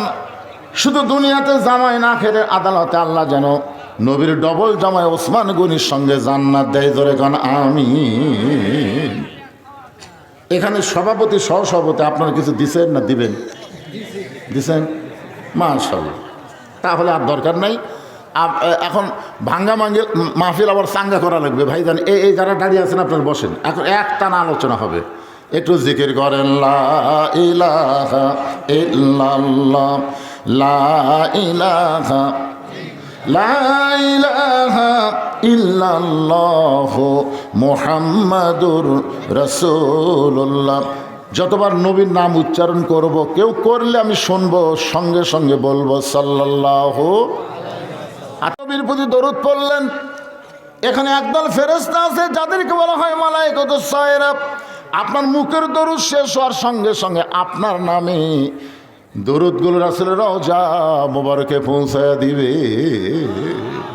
ইমাম গাজ্জালী রহমতুল্লাহ আলাইহি এই হাদিসের ব্যাখ্যা করতে গিয়ে বলেন, শোনেন, আমাদের ইবাদতের, আমরা যে ইবাদত করতেছি না, ইবাদত নামাজ রোজা হজ যাকাত, এই ইবাদতের নেকি ওজন হবে, ওজন। দেখা গেল নেকির চাইতে পাপ অনেক বেশি। আমরা যে নামাজ পড়ছি, রোজা করছি, হজ করছি, জাকাত দিছি, ঠিক মতো হয়নি, এই জন্যে নেকির চাইতে পাপই বেশি হয়ে গেছে। এখন আপনি বলেন নেকির চাইতে পাপ যদি বেশি হয়, জায়গা কোথায়? কথা কয় কোথায় যা? যখন জাহান্নামে ধাক্কায় ধাক্কায় নিয়ে যাবে, ওই সময় আল্লাহর নবী ওই জাহান্নামী বান্দা বান্দির সামনে দাঁড়িয়ে বলবেন, রে বান্দা, আমার উম্মত, তোমার নেকির চাইতে পাপ বেশি হয়েছে বলে আল্লাহ তোমাকে জাহান্নাম দিয়েছে। তুমি যে আমার প্রতি দরুদ শরীফ পড়ছো, ওই দরুদের নেকি কিন্তু আল্লাহর কাছে নাই, এটা আমার কাছে জমা আছে। আবার তাকে মিজানের কাছে নিয়ে যাওয়া হবে। নেকির পাল্লায় দরুদের নেকি যেই মাত্র নবী দিবে, সঙ্গে সঙ্গে নেকির পাল্লার ওজন বেশি হবে। এখন কি জন্য হবে? একজন আমাকে ফতোয়া কাছে, হুজুর, নামাজের চাইতে দরুদের সোয়াবের ওজন বেশি। আমাকে একজন জানতে চাচ্ছে। আমি বললাম, ভাই রে, নামাজ হচ্ছে ইবাদত আর দরুদ শরীফ হচ্ছে মহাব্বত। আপনার বলেন তো, ইবাদতের ওজন বেশি না মহব্বতের ওজন বেশি? আল্লাহ রাসূল বলেছেন, আমার সমস্ত উম্মতের ইবাদতের নেকি যদি এক পাল্লায় দেওয়া হয়, আমার আবু বকরের এক রাতের মহব্বতের নেকি যদি অন্য পাল্লায় দেওয়া হয়, সমস্ত উম্মতের নেকির চাইতে আবু বকরের এক রাতের নেকির ওজন বেশি হবে। আপনার বলেন তো, আবু বকর এটা কি ইবাদত না মহব্বত? ওই যে গাড়ি সুরের মধ্যে নবী ঘুমাইছে, আবু বকর ঘুমায়নি। মনের মধ্যে কি কল্পনা হয়, ছিদ্র যদি নবী কিছু কামড়ায়। আসলে গর্তের মধ্যে দুইজন আছে, আল্লাহ এবং আবু বকর এবং নবী। কিন্তু আবু বকর বারবার শুধু বলতেছে, নবীরে যদি কামড় দেয়। এক সময় পা লাগাই দিছে, বিষাক্ত সব কামড় মারতেছে, কিন্তু পা টান দেয় না। একসময় আবু বকরের চোখের পানি নবীর গাল মোবারকে পড়লে নবী ঘুম থেকে চেতন পায়। রাসূল বলে, আবু বকর কি জন্যে কান্দো? বাড়ির কথা মনে করে কান্দতেছে, বাচ্চার কথা মনে করে কান্দো। আবু বকর, হুজুর, আপনি ঘুমায় গেছেন, ওই ছিদ্রের মুখে পাটা দিদি কি যেন বারবার কামড় দেয়। রাসূল বলে, আবু বকর, তোমাকে বারবার বিষাক্ত সব কামড় দেয়, অথচ তুমি আমাকে ঘুম থেকে ডাক দিলে না। আবু বকর বলে, আমার জীবনের চাইতে আপনার ঘুমের দাম অনেক বেশি। সঙ্গে সঙ্গে নবী আবু বকরকে বুকের মধ্যে জাপটে ধরে বলে, আল্লাহ, যে আবু বকর নিজের জীবনের চাইতে নবীকে বেশি মহব্বত করে, আপনি সে আবু বকরকে কি দিবেন? আল্লাহ বলে, হাবিব, আপনার সমস্ত উম্মতের ইবাদতের নেকির চাইতে আবু বকরের মহব্বতের নেকির ওজন বেশি হবে। তাই নবীর প্রতি আমরা যে দরুদ শরীফ পড়ি, এই দরুদ শরীফ কিন্তু ইবাদত না, দরুদ শরীফ হচ্ছে মহাব্বত। যেরকম দরুদ পড়া কি, এখন থেকে নবীর নাম উচ্চারণ করলে অথবা শুনলে সঙ্গে সঙ্গে কি বলবো? সাল্লাল্লাহু, সংক্ষিপ্ত দরুদ সাল্লাল্লাহু আলাইহি ওয়াসাল্লাম। আল্লাহ রাসূল বলে, ফাতেমা, এই জুব্বা আমি দিচ্ছি না মা, এই জুব্বা তোমার মা চাইছে। কারণ এই জুব্বা দুনিয়ার সাধারণ কোনো জুব্বা নয়, এই জুব্বার সঙ্গে আল্লাহর কোরআনের সম্পর্ক রয়েছে। সঙ্গে সঙ্গে ফাতেমা ওই জুব্বা নিয়ে মা খাদিজাকে পরানোর জন্য রওনা দিলেন। ফাতেমার সামনে সামনে আর আল্লাহর নবী পিছনে পিছনে হাঁটতেছেন। সামনে সামনে কে? ওই জুব্বা নিয়ে ফাতেমা। খুব খেয়াল করে শুনবেন, এখানে একটা ফতুয়া আছে। নবীর মেয়ে ফাতেমার সামনে সামনে আর আল্লাহ নবী পিছনে পিছনে হাঁটতেছেন, অথচ আল্লাহ কোরআনে বলেছেন আমার নবী যখন রাস্তা দিয়ে চলবে নবীর সামনে কেউ যেতে পারবে না, সবাই নবীর পিছনে যাইতে হবে। নবীর সামনে কেউ যাওয়া যাবে না, নবীর মুখের উপর কেউ কথা বলতে পারবে না।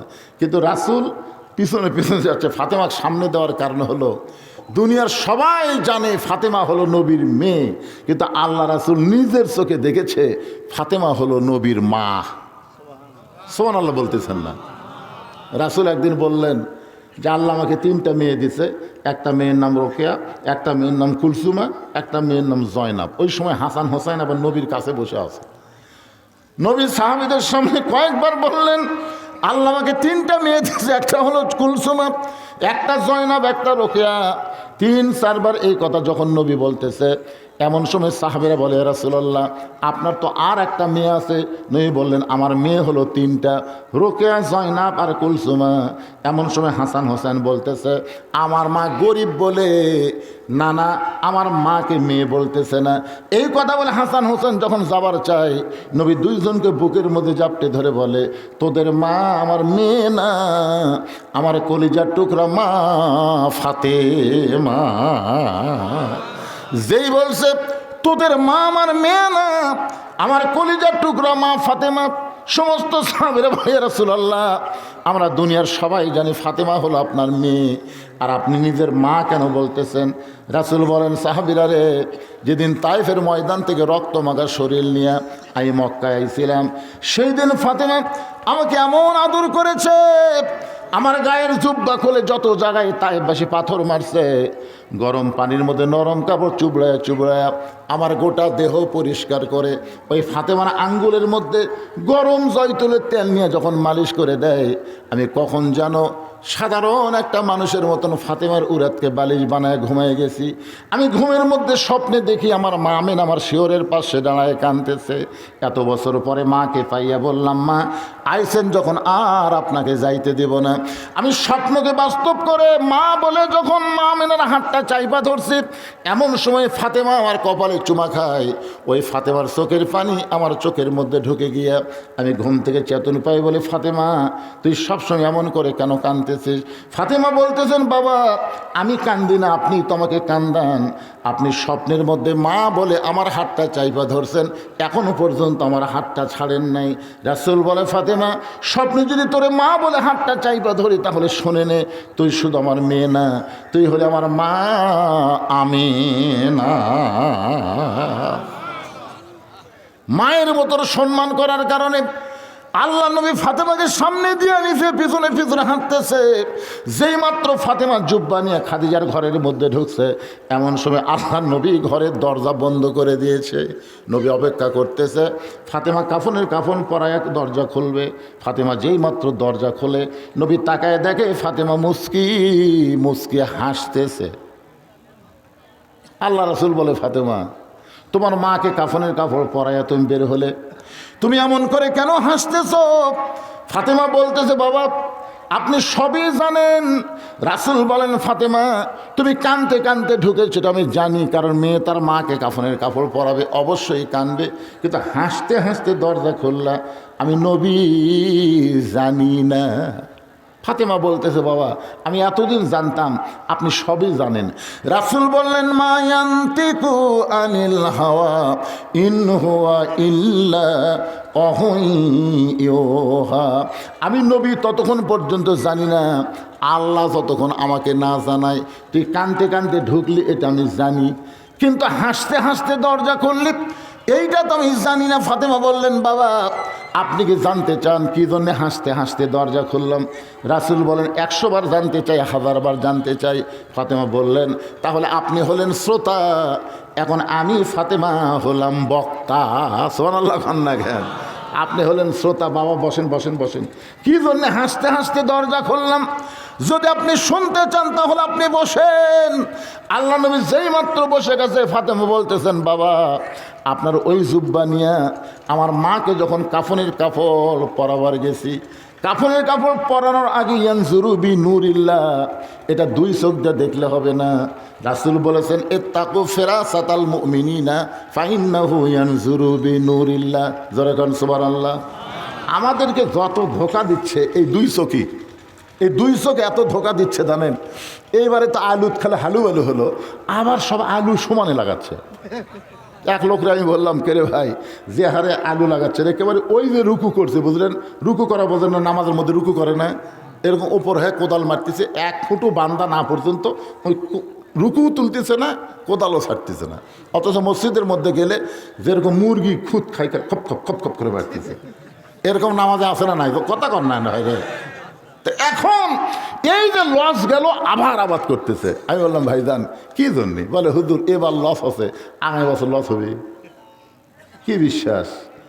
কয় মাস পরে আলু পাবেন? 3 মাস পরে। 3 মাস পরে আলু পাবে, এই বিশ্বাস আর কলিজার মধ্যে আছে। আপনার বিশ্বাস করেন, এই দুনিয়াতে আজকে কোরআনের মাহফিলে বসে যারা ওয়াজ শুনতেছি, মরার সাথে সাথে এই মাহফিলের ওসিলায় আলু পাওয়া যেমন বিশ্বাস করেন, জান্নাত পাওয়া তেমন বিশ্বাস করা দরকার। জোরে কোন কথা ঠিক কিনা? আপনি কি মনে করতেছেন যে আপনি ধানের ঘাস লাগাচ্ছেন? ঘাস লাগায় না, সার দেয়, ওষুধ দেয়, কে এবার এগুলো যে করতেছে ধান পাবে, পাবো না মানে 3 মাস পর দেখিস, 3 মাস পরে দেখিস এই ধান কেনা বাড়ির তুলমো, 3 মাস পরে আপনি ধান পাবেন। এই বিশ্বাস যেমন আপনার দৃঢ় হয়ে গেছে, আপনি মরার সাথে সাথে জান্নাত পাবেন, এই বিশ্বাসটাও আপনার দৃঢ় করা দরকার। জোরে করার কথা ঠিক কিনা? কিন্তু আল্লাহ কোরআনে বললেন, বাল তুসিরুনাল হায়াতাদ দুনিয়া ওয়াল আখিরাতু খায়রুন ওয়া আবকা।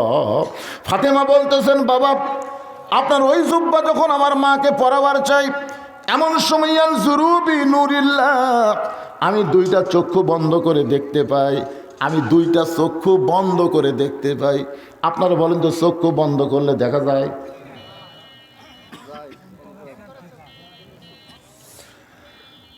অধিকাংশ লোকেরাই কথা বলতেছে, একজন বলতেছে এর থেকে বললো যায়, ওর থেকে একজন অন্তরের চোখ। ইমাম গাজ্জালি বলেছেন, অন্তরের চক্ষু যখন কোনো মুমিনের খুলে যাবে, ওই মুমিন বিল্ডিং বাড়ির দিকে তাকাবে না, ঘৃণা লাগবে।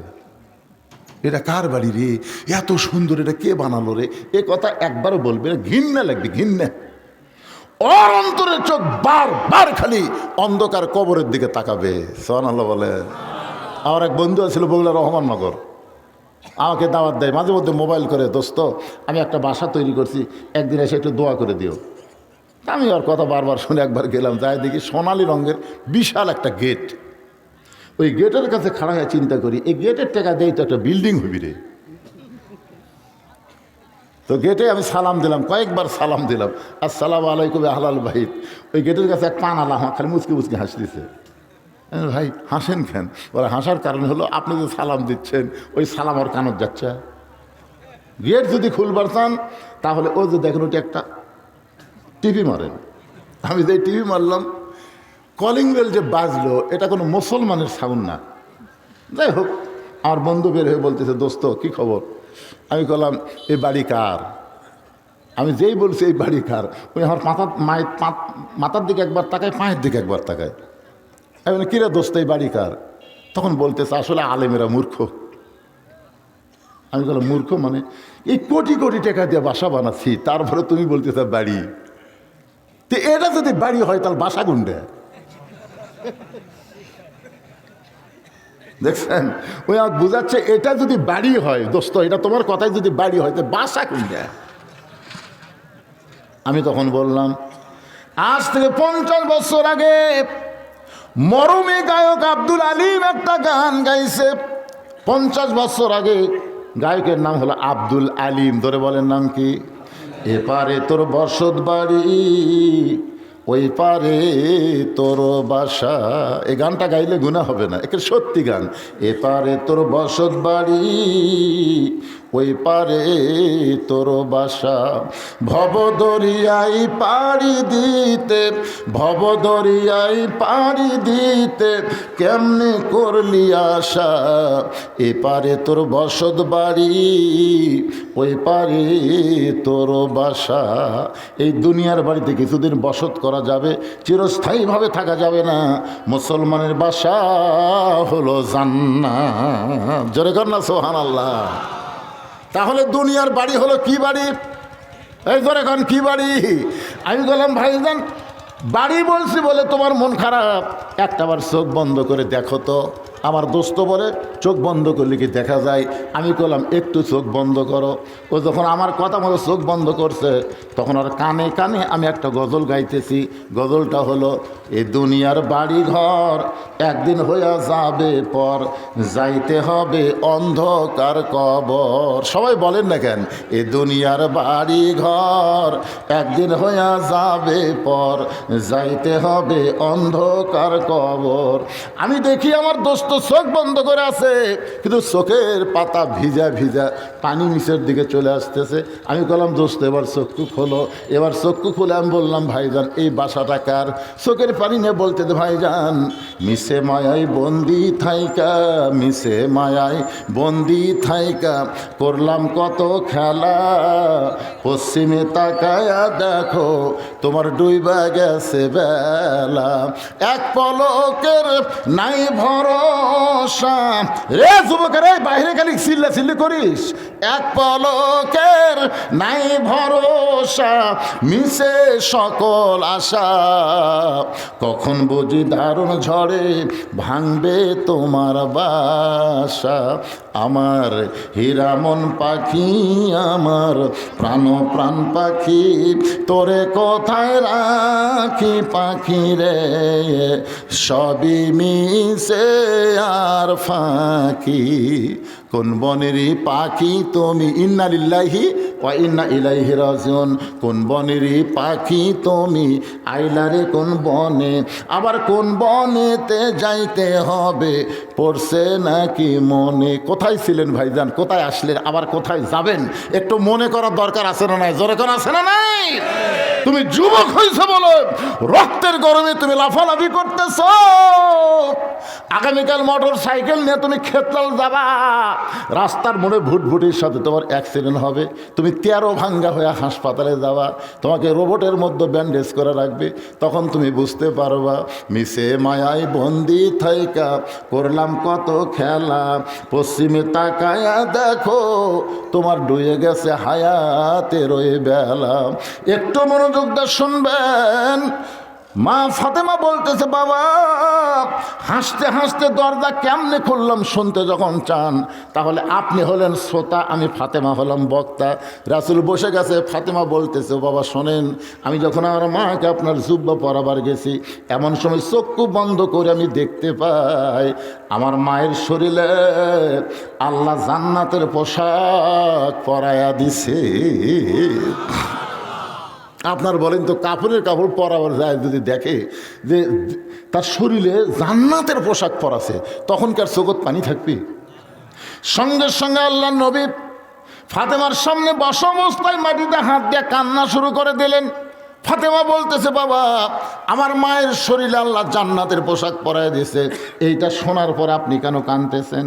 রাসূল বলে ফাতেমা এই কান্না কোনো দুঃখের কান্না নয় মা, এই কান্না হলো আমার জীবনের আনন্দের কান্না। ফাতেমা তুই জানিস না, ফাতেমা তুই জানিস না সর্বপ্রথম এই দুনিয়াতে আমাকে নবী বলে যিনি স্বীকার করেছে সেই মহিয়সী নারী হলো তোমার মা। আমি যখন আল্লাহ নবী হলাম এই কথা কার কাছে বলবো, কে বিশ্বাস করবে? আমার মনে যখন নানা রকম চিন্তা, তখন সর্বপ্রথম আমাকে নবী বলে স্বীকার করেছে তোমার মহিয়সী মা আমার বউ। আপনারা বলেন তো বউ হইয়া স্বামী নবী মেনে নেওয়া এটা কি ইয়ার কি মনে করছেন? এত বছর হলে ওয়াজ করি, 500 টাকা হাতত দিয়েও আমার বউ খানি হুজুর করা পারেনি। 500 টাকা হাতত দিয়ে বলতেছি খালি একবার হুজুর কেউ কলজা খুশি হবে। বউ খালি মুসকে মুসকে হাসে, টাকা হাতত লে হাসে, মানে হাসো কেন? বলে জনগণ আপনাকে চিনে না তাই হুজুর কয়, কিন্তু আমি তো জানি আপনি কি। দেখছেন, নিজের বইয়ের কাছে আজ পর্যন্ত হুজুর হয়ে গেল না। এই জন্য আমি তিনটা কথা প্রায় মাহফিলে বলি। এক নম্বর কথা হলো, যারা বড় বড় ডাক্তার তাদের বউকে কোনোদিন সিজার করায় না, কারণ ডাক্তার জানে সিজার করালে মায়ের ক্ষতি, বাচ্চার ক্ষতি। যারাই বড় ডাক্তার, এমবিবিএস, এফসিপিএস, এই ডাক্তারের বউগুলো কিন্তু নর্মালে বাচ্চালাই, সিজার হয় না। দুই নম্বর হলো, মৌলানার বাড়িতে জীবনেও মিলাদ হয় না। দেখবেন খেয়াল করে, যারা মৌলানা এরকম মিলাদ পড়ায় ঠিকই নিজের বাড়িতে পড়ে না, খেয়াল করে দেখবেন। আর তিন নম্বর হলো, পীরের বউ কোনোদিন বাংলাদেশে পীরের মুরিদ হয় না, কারণ জানে আমার পীর মাঝে মধ্যে মুরিদের বইয়ের দিকে চোখ মারে, এই শালা লুচ্চার হাতে কে মুরিদ হবে, ধরে কথা। কিন্তু সর্বপ্রথম যিনি আমাদের নবীকে নবী বলে স্বীকার করেছেন তিনি হলেন নবীর বিবি। এখান থেকে প্রমাণ হলো নিঃসন্দেহভাবে কাউকে মানা যাবে না, একজনকে মানা যাবে, তিনি হলেন আমাদের নবী। সুবহানাল্লাহ না কেন? এই কথা কি আমার? আল্লাহ কোরআনে বলেন, কুল, হে রাসূল আপনি বলেন, ইন কুনতুম তুহিব্বুনাল্লাহ ফাত্তাবিউনি ইউহিব্বুকুমুল্লাহ ওয়া ইয়াগফির লাকুম যুনুবাকুম ওয়াল্লাহু গফুরুর রহিম। খাদিজার দুই নম্বর চাওয়া হলো, আল্লাহ নবী নিজের হাতে খাদিজাকে কবরের মধ্যে নামায় দিচ্ছেন। বাজান একটু খেয়াল করে কথাগুলো শুনবেন। নিজের হাতে নবী খাদিজাকে কবরের মধ্যে নামায় দেয়। নবীর দুই চোখ দিয়ে দর দর করে পানি পড়ে, এ দাড়ি পর্যন্ত ভিজে যায়। আবু বকর বলে, রাসূলুল্লাহ আপনি যদি এমন করে কাঁদেন তাহলে আমরা কেমনে সহ্য করব? রাসূল বলে, আবু বকর, যাকে আমি কাঁদতে কাঁদতে কবরে নামাচ্ছি এই খাদিজা, কোনো দিন আমাকে ডাক দেওয়া লাগে নাই।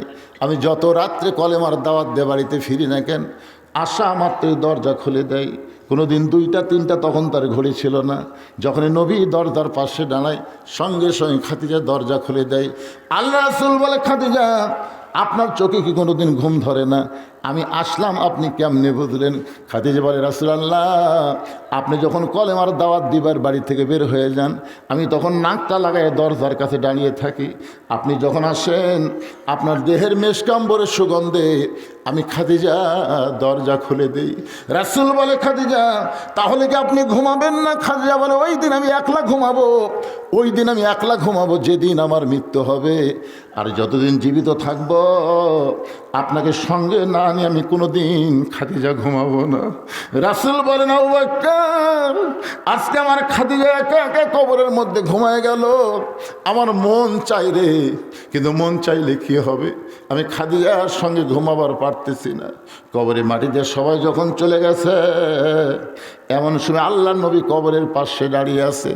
ঘন্টার পর ঘন্টা চলে যায়, মুনকির নাকির কবরে আসে না। এক সময় আল্লাহ বলে, হাবিব সবাই খাদিজার কবরে মাটি দিয়ে চলে গেল, কিন্তু আপনি কেন খাদিজার কবর ছাড়েন না? রাসূল বলে, আল্লাহ আপনি সবই জানেন, আল্লাহ আপনি সবই জানেন। আমার দুঃখিনী বিবি খাদিজা মুনকির নাকির উত্তর দেবার পারবে না, এই জন্যই আমি নবী কবরের পাশে দাঁড়িয়ে আছি। আপনি মুনকির নাকিরকে পাঠাবেন না? আল্লাহ বলে, হাবিব আপনি শুধু খাদিজাকে ভালোবাসেন এইটা মনে করবেন না, আপনি যেমন খাদিজারে ভালোবাসেন আমি আল্লাহ তেমন ভালোবাসি। আপনি কি মনে করছেন খাদিজার কবরে মুনকির নাকির যাবে আর আপনি উত্তর দিবেন?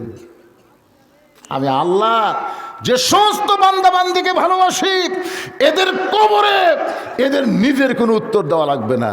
আমরা যখন কবরে যাব মুনকির নাকির প্রথমে এসে কি প্রশ্ন করবে? মান রব্বুকা, তোমার রবকে প্রশ্ন করবে না? তখন আমাদের নামাজ, আমরা যে নামাজ পড়ি না, এই নামাজ তখন খাড়া হবে। নামাজ খাড়া, আমি তো শুয়ে আছি, নামাজ খাড়া হবে। মুনকির নাকির এই কাকে রব সম্পর্কে প্রশ্ন করতেছিস? এই সারা জীবন কত ওয়াক্ত নামাজ পড়ছে হিসাব দে। মুনকির নাকির কয়, ভাই আমাদের কাছে তো ক্যালকুলেটার, তো ক্যালকুলেটার নাই, মান রব্বুকা প্রশ্ন করছিস। তুই জানিস এই লোকটা যখন মসজিদের মধ্যে ঢুকছে, ঢুকে নামাজের নিয়ত করেই বলতেছে আলহামদুলিল্লাহি রব্বিল আলামিন।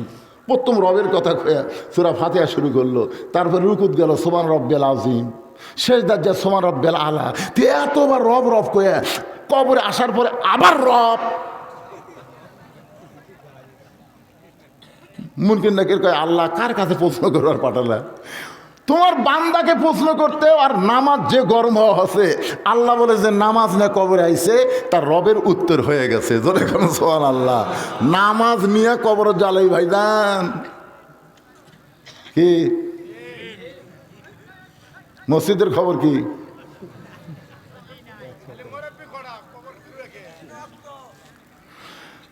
যুবকেরা শোনো, হাসরের ময়দানে আল্লাহর সামনে যখন দণ্ডায়মান হওয়া, তখন আল্লাহ বলবে বুড়াকালের কোনো হিসাব আমি চাই না, শৈশবকালের হিসাব দেওয়া লাগবে না, খালি যৌবন কালের হিসাব দাও, যৌবন কালের। 2 নম্বর প্রশ্ন করবে আমার নাবিউকা, 2 নম্বর প্রশ্ন করবে আমার দিনুকা, তোমার দিন কি? প্রশ্ন করবে না মুনকির নাকি? যে ব্যক্তি ইসলামে আন্দোলন করে, বাংলাদেশে আল্লাহর কোরআনের আইন চায়, সৎলোকের শাসন চায়, দরকার হলে কোরআনের জন্য যারা জীবন দেওয়ার জন্য প্রস্তুত, এরকম এক দল মুসলমান আছে না নাই? হাসিনার 15.5 বছর বাড়ির থাকবার পারেনি, আলুর বাগুড়ের মধ্যে ঘুম পাড়া লাগছে। আপনারা বলেন তুই চোর, ওইকে ডাকাত, কিন্তু এই অবস্থা কেন? যখন বলে আমার দিনুকা, তখন ইসলামে আন্দোলন বলবে এই যে দিনকে গালিব করার জন্য, দিনকে প্রতিষ্ঠা করার জন্য এত কষ্ট করেছে, জেল খেটেছে, রিমান্ডে গেছে, এরপর আবার আমার দিনুকা প্রশ্ন। তখন মুনকির নাকির বলবে আল্লাহ তোমার বান্দাকে আমার দিনুকা প্রশ্ন করলে ইসলামে আন্দোলন যে খাবা খেপছে, আল্লাহ বলতেছে যে ইসলামে আন্দোলন করতে করতে কবর আইছে, আর 2 নম্বরের উত্তর হয়ে গেছে। সুবহানাল্লাহ কর না কেন ভাইজান? 3 নম্বর প্রশ্ন হচ্ছে আমার নাবিউকা, তোমার নবীকে। যেই প্রশ্ন করবে তোমার নবীকে, যদি আপনি দাড়ি লিয়ে কবর যাবার পারেন, যদি দাড়ি লিয়ে যাবার পারেন, আর যদি দাড়ি কামিয়ে যান, সকালবেলা দাড়ি কামাছে, বিকালে হাত ফেল করে পারে। আমাদের এলাকায় এক লোকের মুখও দাঁত নেই, কিন্তু দাড়ি কামায়। তো সেলুনের একটা ছেলে আমাকে বলতে যে হুজুর ওই যখন দাড়ি কামাবার আসে, ওর চামড়া তো ঘোঁচ ঘোঁচ লেগে গেছে, দাঁত যে ভিতরে নেই, ঘোঁচ ঘোঁচ লেগে গেছে। হুজুর তো কী করি, এই দাড়ি কাটবার গেলে যদি চামড়া কাটা যায়। আমি বললাম তোমার একটা প্যালাস রাখবে, প্যালাস বোঝো না? প্যালাস দিয়ে চামড়া টেনে ধরে তারপরে বিলেট দিয়ে কামে দিবে। আক্কেল নাই বুড়া, তোর চেহারা দেখলেই বোঝা যায় তুই যতই দাড়ি কামা তুই আর যুবক হবার পারবি না। তোর ঢপি বলতে তুই বুড়া মানুষ, জোরে কর, এরকম বুড়া আছে না, কথা কর না। হ্যাঁ, সকালবেলা কামাছে, বিকেলবেলা হাট ফেল করে মরিছে। ও আমার মুনকির নাকির বলতে তো আমার নবীকে, তোর নবীকে। নবী দূর থেকে বলবো ওর সাইজ দেখ, তাকে ওর সাইজ দেখ। বুশের মতন ঢপলে কবরে এসে আমাকে যতই নবী বলে স্বীকার করুক, আমি নবী তাকে উম্মত বলে স্বীকার করলাম না। কিন্তু দাড়ি নবীর সুন্নত নিয়ে এই দুনিয়াতে নবীর সুন্নত আদর্শ পালন করে যারা কবরে যাবে, আপনার সব কিছু নিবার পারবে, আপনার হাতের ঘড়ি খুলে নিবে, আংটি খুলে নিবে, কিন্তু আপনার মুখের দাড়ি কেউ কামাইয়া দিবে না। এই দাড়ি নিয়ে যখন কবরে যাবেন, মুনকির নাকির প্রশ্ন করবে আমার নাবিউকা, তোমার নবীকে। রাসূল দূর থেকে বলবে যে আমার সুন্নত, দাইমি সুন্নত দাড়ি নিয়ে কবরে আইছে, ও আমাকে নবী বলার আগে আমি নবী তাকে উম্মাত হিসাবে স্বীকার করে নিলাম। আপনারা হয়তো ভাবতেছেন হুজুর এই দাড়ি থুয়ে এমন কি লাভ? যারা রাখছে তারা বুঝতেছে। এক মেয়ে আমার কয় হুজুর আমার স্বামীর চেহারা এত সুন্দর, আমি যখন রাস্তাঘাটে যাই, রাস্তার মেয়েরা খালি বারবার আমার স্বামীর দিকে তাকায়। এমন কোনো দোয়া আছে যে দোয়া ফোড়া ফুঁ দিলে আমার স্বামীর দিকে কোনো মেয়ে মানুষ তাকাবি না? আমি বললাম মা একটা দোয়া আছে। বলে হুজুর সেটা কী দোয়া? আমি বললাম তোমার স্বামী চাচা বানাও। যেই কইছি চাচা বানাও, মেয়েটা বুঝতে পারেনি তো। হুজুর আপনি একটা আলেম মানুষে কি বললেন, স্বামী কোনদিন চাচা কোয়া যায়? আরে পাগলি, তো চাচা কবার করছি, বানাবার করছি রে। ওই স্বামীর হাত পাও ধরে এখন দাড়ি 4 আঙ্গুল হয়ে গেছে। ওই একদিন মোবাইল করে বলতে হুজুর আমার স্বামী নিয়ে যখন রাস্তাঘাটে ঘুরি, একটা মেয়েও আমার স্বামীর দিকে তাকায় না।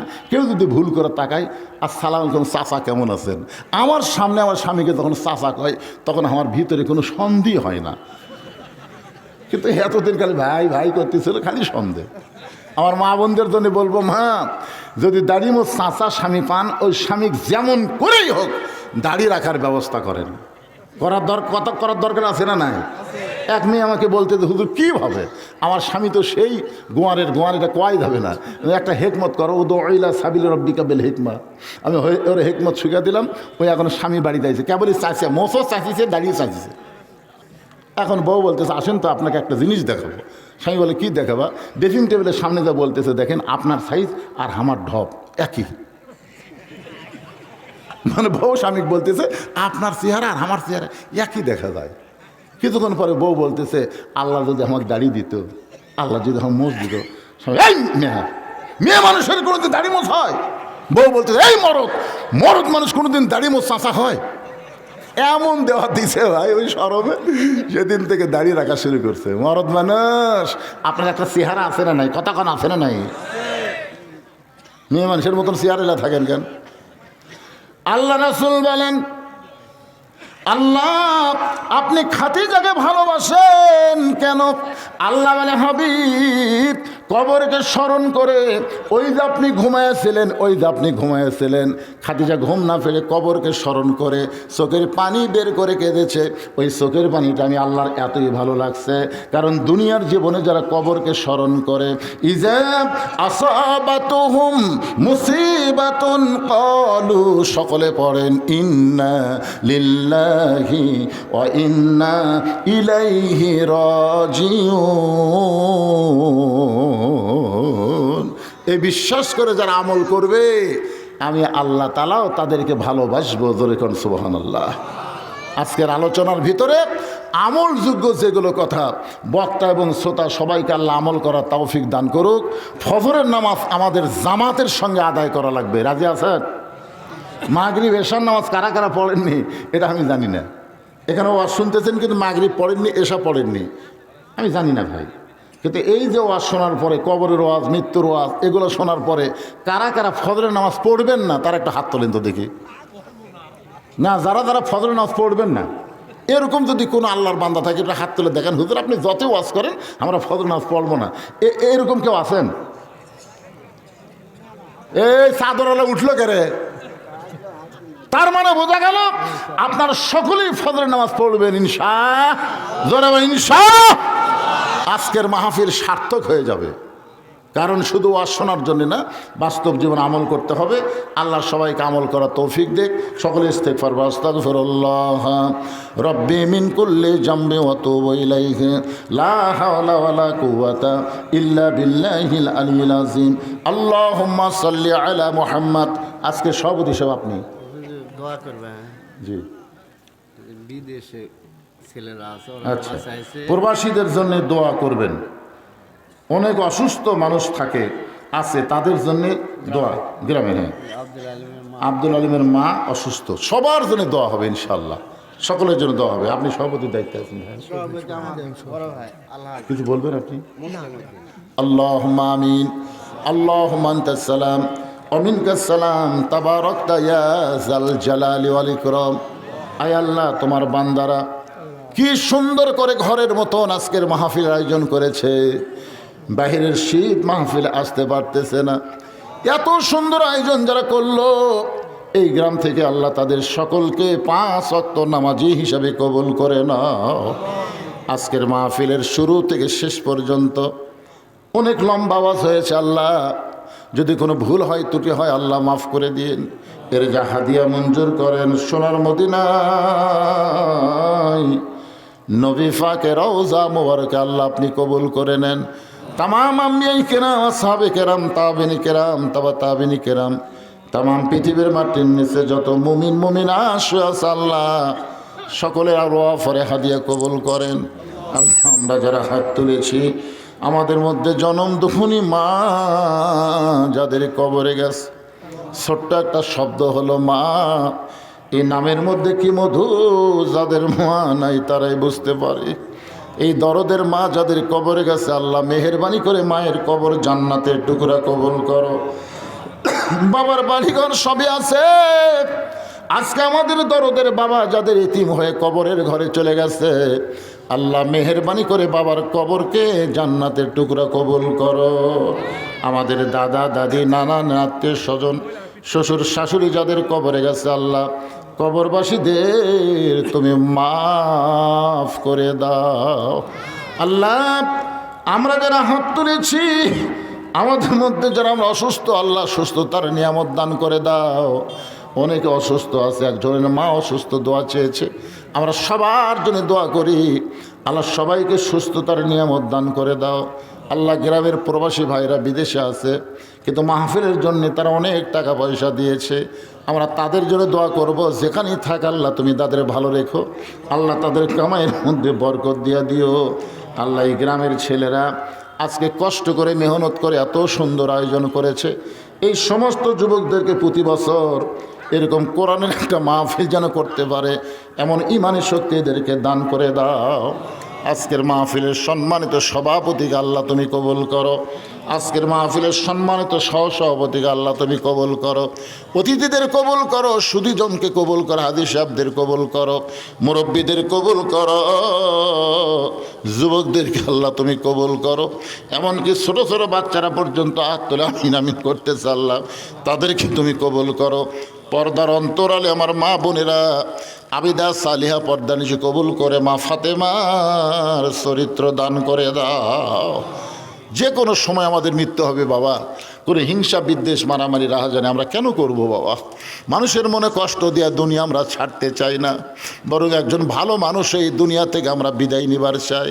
আল্লাহ যখন আমাদের মৃত্যু হবে, দিনটা যেন জুমার দিন হয়, মাসটা যেন রমজান মাস হয়, ইমানের সাথে ইজ্জতের সাথে দুনিয়া থেকে বিদায় নেওয়ার কালে আমাদের জবানে তুমি জারি করে দিও লা ইলাহা ইল্লাল্লাহু মুহাম্মাদুর রাসূলুল্লাহ সাল্লাল্লাহু আলাইহি সাল্লাম। আসসালামু আলাইকুম ওয়া রাহমাতুল্লাহি ওয়া বারাকাতুহু।